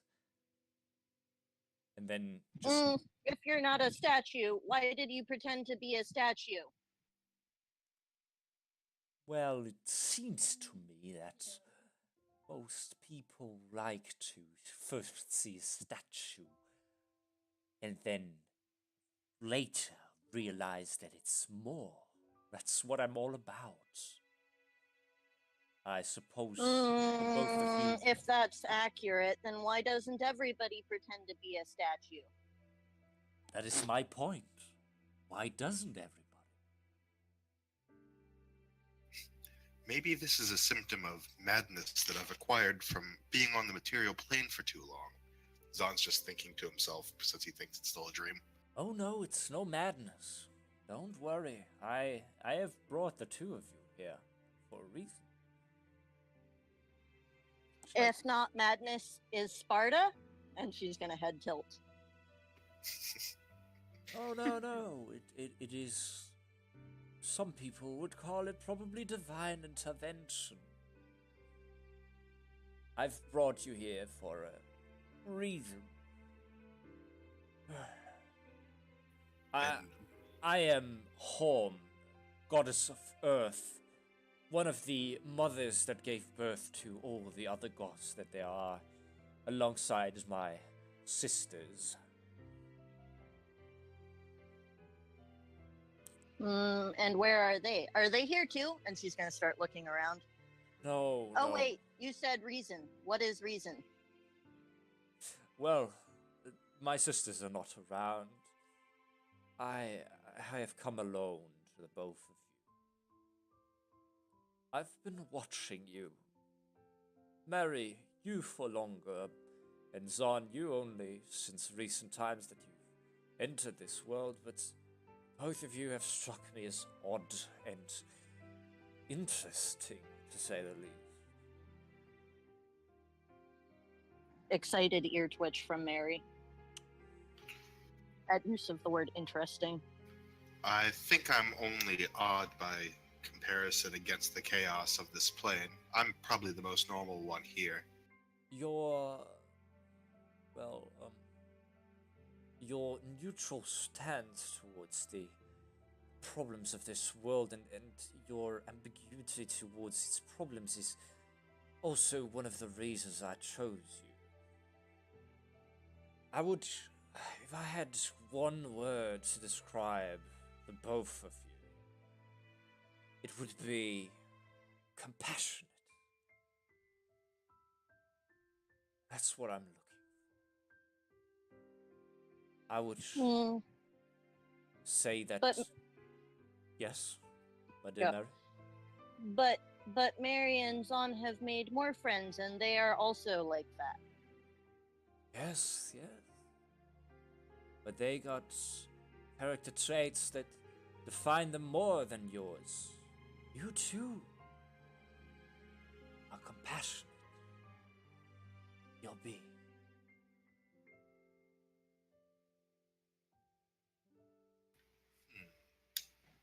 So what does Form want us to do? Wander around plain because we are compassionate? Does the grass need compassion? No, the grass doesn't mean compassion. Of course not, my dear. The grass is just a plane that I brought you to during your sleep to talk to you. If you would like to explore, I could make some mountains. And she raises one of her hands, and as you look over there, you suddenly see a large array of mountain ranges that just suddenly appeared out of nowhere. Then again, I am the goddess of Earth. I have the means to do that. Not only here, but also in the normal world. But I refrain from it most of the time.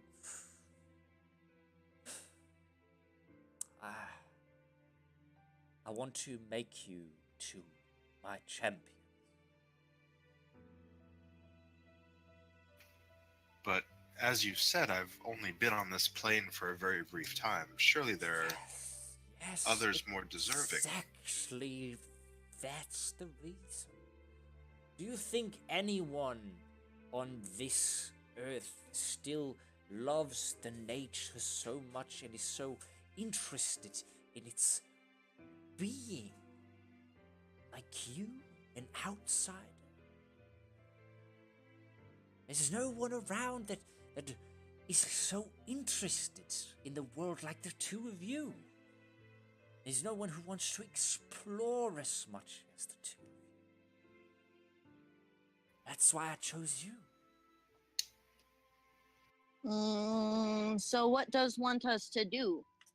Go tell the druids to get their shit together? Mary can do that. It's not that. I don't want you to do anything. I want you to preserve our great earth. I want you to preserve Avigite. You don't need to do anything. It's more of a reward, if you understand. Giving you an option. It's a little bit of love from a goddess, to say the least. What do you say? Sounds interesting. I thank you, but does this entail any further responsibilities beyond what we were already doing? You said no, it doesn't. That's so great about it, right? The earth is just there. It doesn't need to answer to anybody. It is there, it brings forth life, it brings forth everything that is so great about this. That's what I want you to experience. Perhaps you are a representation of my subconscious desire to explore this land. Again, not a subconscious is- being. What is your input on this war that's going on and that I've gotten embroiled in through my new comrades? Should I get involved? I say, and I'm a goddess, so I know a little bit of the future, to say a little, least bit. I know that life preserves, and life should be kept like a small flame. It should be there, and you shouldn't let it just go out. Do you understand what I'm saying? I believe so. I should endeavor to take the path which preserves the most lives. That also feels right to me. But both sides seem to think that taking lives from other people preserves lives for their people, and if there's two sides that both think that, it's very difficult to tell who is right and when. But it is not very easy to convince them to stop killing each other. Think about it this way. Which side would let the both of you experience more greatness of this world? Which side destroys more of the greatness of this? Thank you. That does put things in a much better perspective for me. I'm glad that my mind is more able to internalize what's happening around me on this plane. Again, I'm a goddess, not your mind. Goddess. Just want to put that out there. Just out of character. He's not going to believe that this happened until he talks to Mary about it in the waking world. So we help the side that likes things not being dead and awful and destroyed. And after we help that side, however we help that side, hopefully the other side stops being douche barges to everybody, and then everything gets better. Yes, that's probably the best way to preserve everything. Thank you, statue goddess. But also, if we start making a mess of things, can you talk to us again? I am assuming that you can do. Of course I can. I just, if you want to talk to me, wish for it before you fall asleep.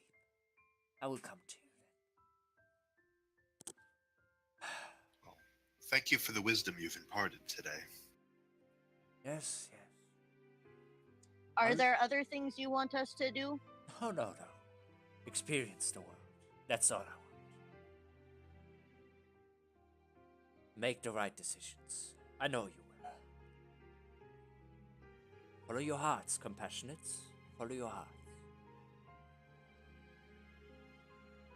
Question: in the dreamscape, does Mary have her belongings on her? Some of them, yes. Does she have her sketchbook on her? Yeah. She's going to start trying to draw statue goddess. She looks down at the paper that you're currently drawing her on, and she goes, "The horns need to be a little bit longer." Yes, like that. You are right. Perfect. Welcome. If you don't mind, I will send you back to your friends. Keep them safe. With that, Orm kind of waves with her hand, and the dreamscape begins to vanish away. For the rest of the night, the both of you do not sleep.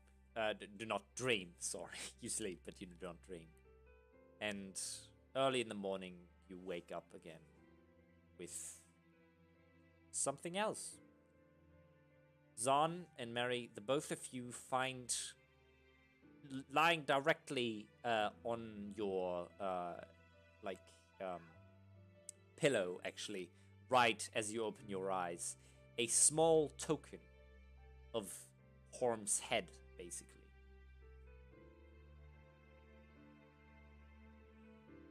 Does it have a way to, like, put a loop on it and wear it? Yep, it does. Okay, she's gonna do that then, because otherwise it was also getting sketched and then thrown in the bag. All right. Zahn just picks it up, and he has a few confusing moments of like, oh, shit. He realizes that it actually wasn't a dream. Then he's just gonna feel if. Never mind. He didn't have any training in Arcana. He was just gonna try to see if it was magical or did anything that he should know about.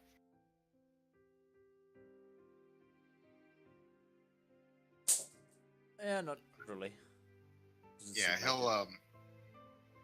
he'll put it in his belt pouch until he can make a necklace or something out of it, and then he's gonna try to find Mary right away. Right. Yeah, you easily enough do that. You find her in her room, just looking at the same token as you are.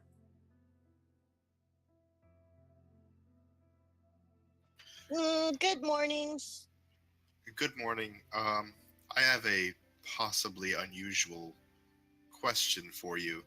Did you dream about a talking statue goddess named Horm last night? You mean this one? And she's gonna fish out the token.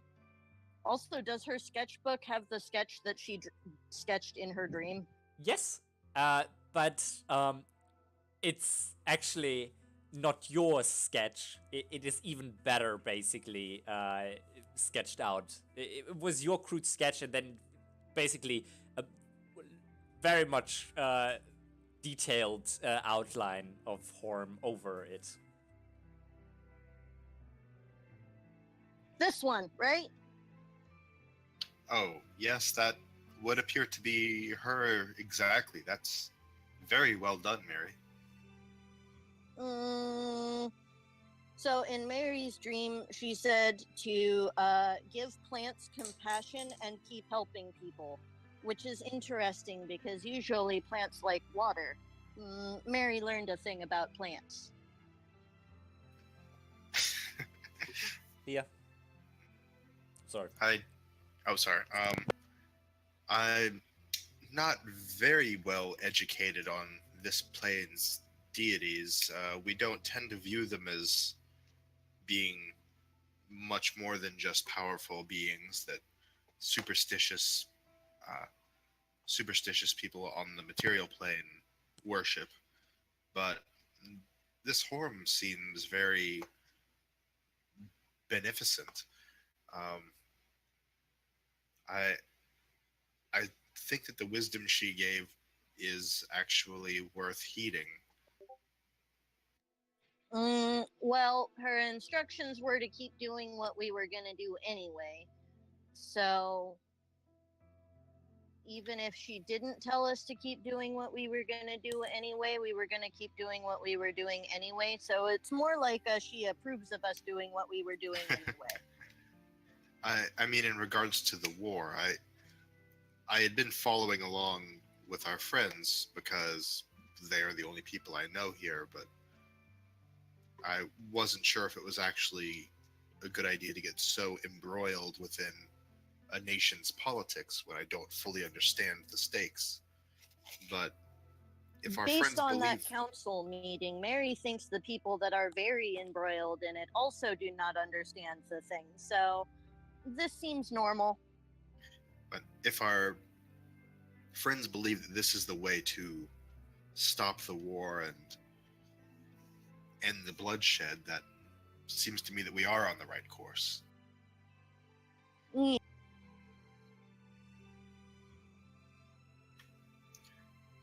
Zahn's gonna just go down to the like the tap room and meditate a bit on uh, the token of Horm that he received, Mhm. and just basically try to come to terms with what he's been taught about how religions on the material plane aren't really, they're really just sort of like backwards things, or superstitious, chaotic creatures, and reconciling that with what he just experienced. Mary is going to carry on as though nothing happened because, in her opinion, she basically told, just keep doing things, and that was what she was going to do anyway. Right, yeah. So she's going to go downstairs and see if there's breakfast sausage. A good question, Mudge. Did you make breakfast sausage? I thought that was a given. All right. Can give me quick utensils if you roll? want. Of course I do.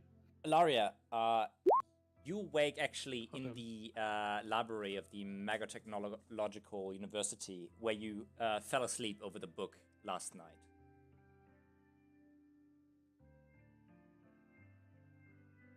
Yes, sorry, I forgot I was muted. Yeah, I probably like lift my head like a page is stuck to my face, like a little drool. And just kind of like groggily look about, like where I am. Standing next to you is actually the Mind Flayer Sober that kind of looks down at you and goes, well, did you have a good sleep? Book is not comfy. Yes, indeed. They're not made to sleep on them. I'm really sorry. I understand. Do you want something? Not really. Just to tell you that this library is no shelter. It is just a library where you can read. No, I know. I fell asleep last night. It seemed that way as you were snoring very loudly. You're rude. I'm just stating facts. Yeah, okay. I'm awake now. Yes, indeed, you are. I keep standing there. It doesn't seem like he has anywhere to go, so he just stands there, kind of looking around. Then maybe you can help me because I'm trying to read about a Diva Spark thing. I thought I already brought you the books on the angels. But you're a smart guy. Is there anything that you can tell me about the Diva Spark that you may know personally?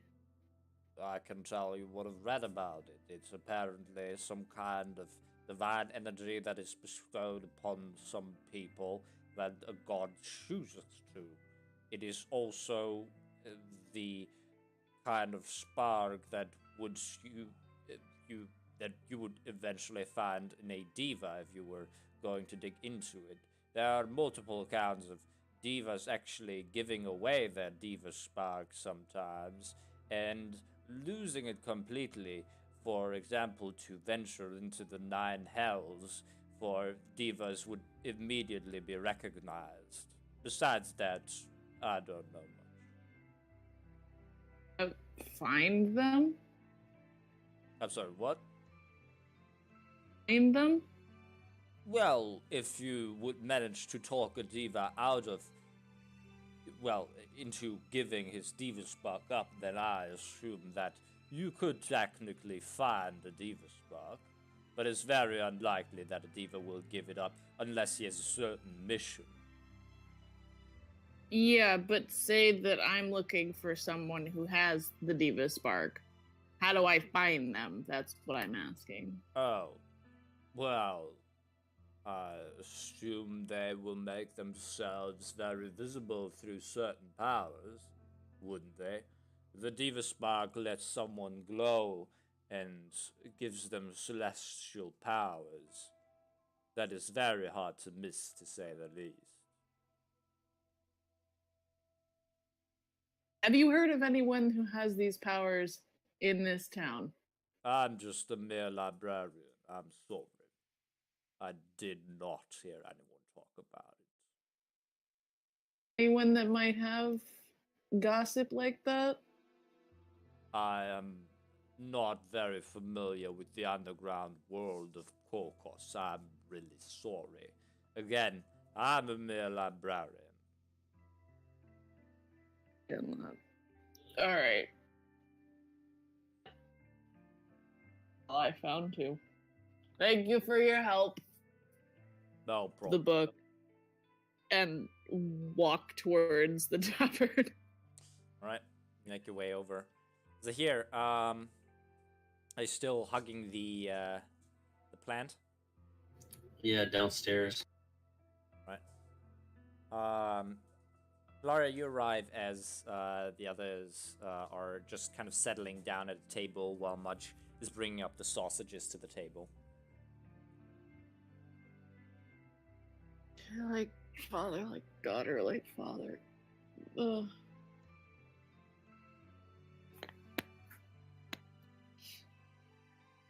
What exactly do you want to do?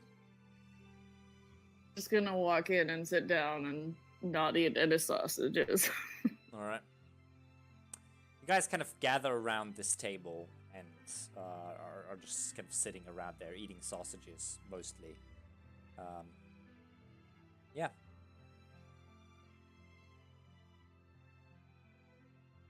So everybody's down there now? Yep, you guys are all together now. So, how was everyone's day? I'm now the champion of a god. Goddess. Huh? Leading with it. It was a long one. Is everyone doing well? You look rather exhausted, Ilaria.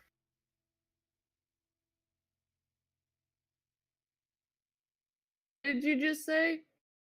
That you look rather exhausted, that's what he said. No, before that. Oh yeah. Damn. What did you just say? Oh, I asked how everyone's day was.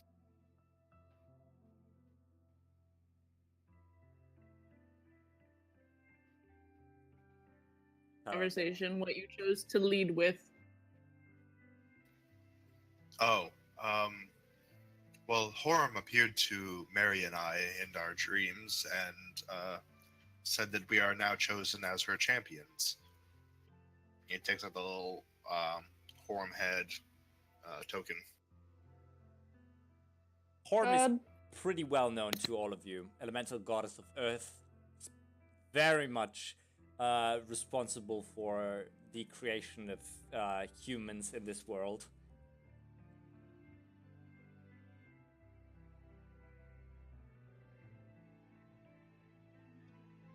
What? Oh my god. She seems nice. What is not gonna happen?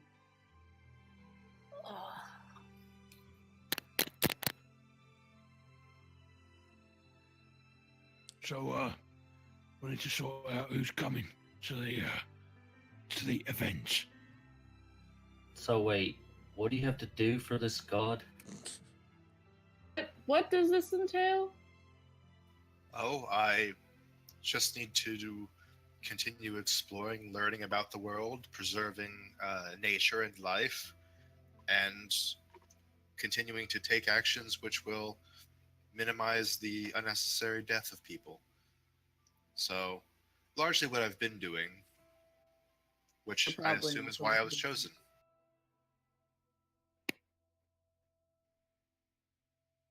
Oh, alright, that sounds nice.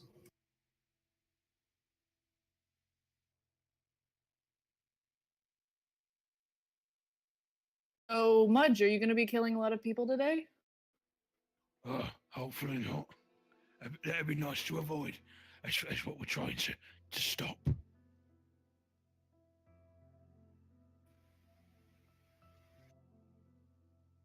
Here, how was your night? Not much sleeping and lots of this plant here.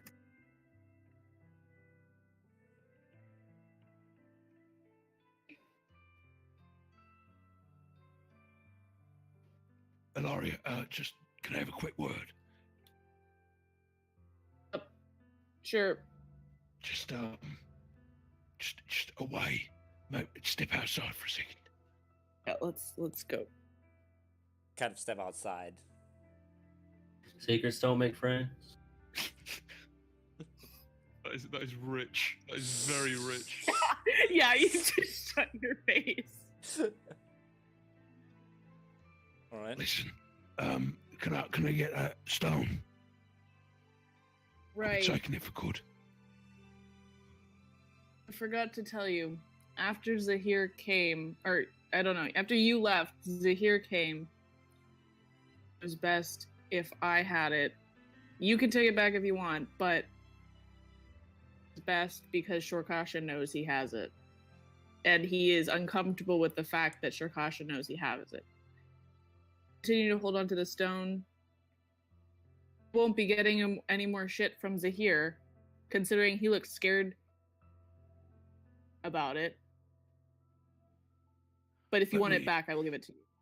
Let me just feel it again, because the first time it didn't feel too good. Give him. I'll hike up my skirt and take it from the pocket and give it to him. The hot cold sensation feels weird in your hand. It's this feeling that this stone shouldn't. It shouldn't be anywhere around anyone, basically. It just screams and emanates an aura of death. It's not great, I'll be honest. But I think, whilst, this could entirely be Zahir turning a new leaf, I think he might have an agenda. Yeah, but at least he wants it to stay with one of us rather than him because he now knows the dangers of it. Rather than before, it just seemed like he wanted it. So maybe it is now that he kind of realizes the dangers and has admitted them to me. I'd like for it not to be within reach. I don't know if he has if he just wants to keep it close. I think I'm going to give it to Nissa. Or what's she called? The gnome person? What's she called? Yeah, Nissa. Right. Yeah. Nissa, yeah. She might be able to do something with it. I understand where you're coming from, but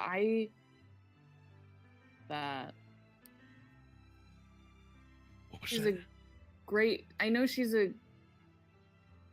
but she isn't exactly within the party. I know. You've known her. You've known me for 2 months. How long have you known her? I trust you. I'm not saying I don't. I don't like the idea that Zahir could get this.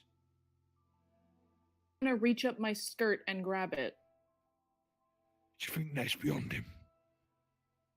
Yes, I do. And plus, if he tried, I'd fireball the shit out of him.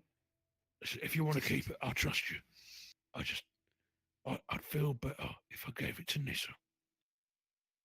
It would feel better if it stayed within the party, because we don't know what's going to happen to her after we leave, and it's best if we keep it with us in case we find a way to destroy it. Yeah, you're right. Okay. He hands it back. All right. Hike up my skirt.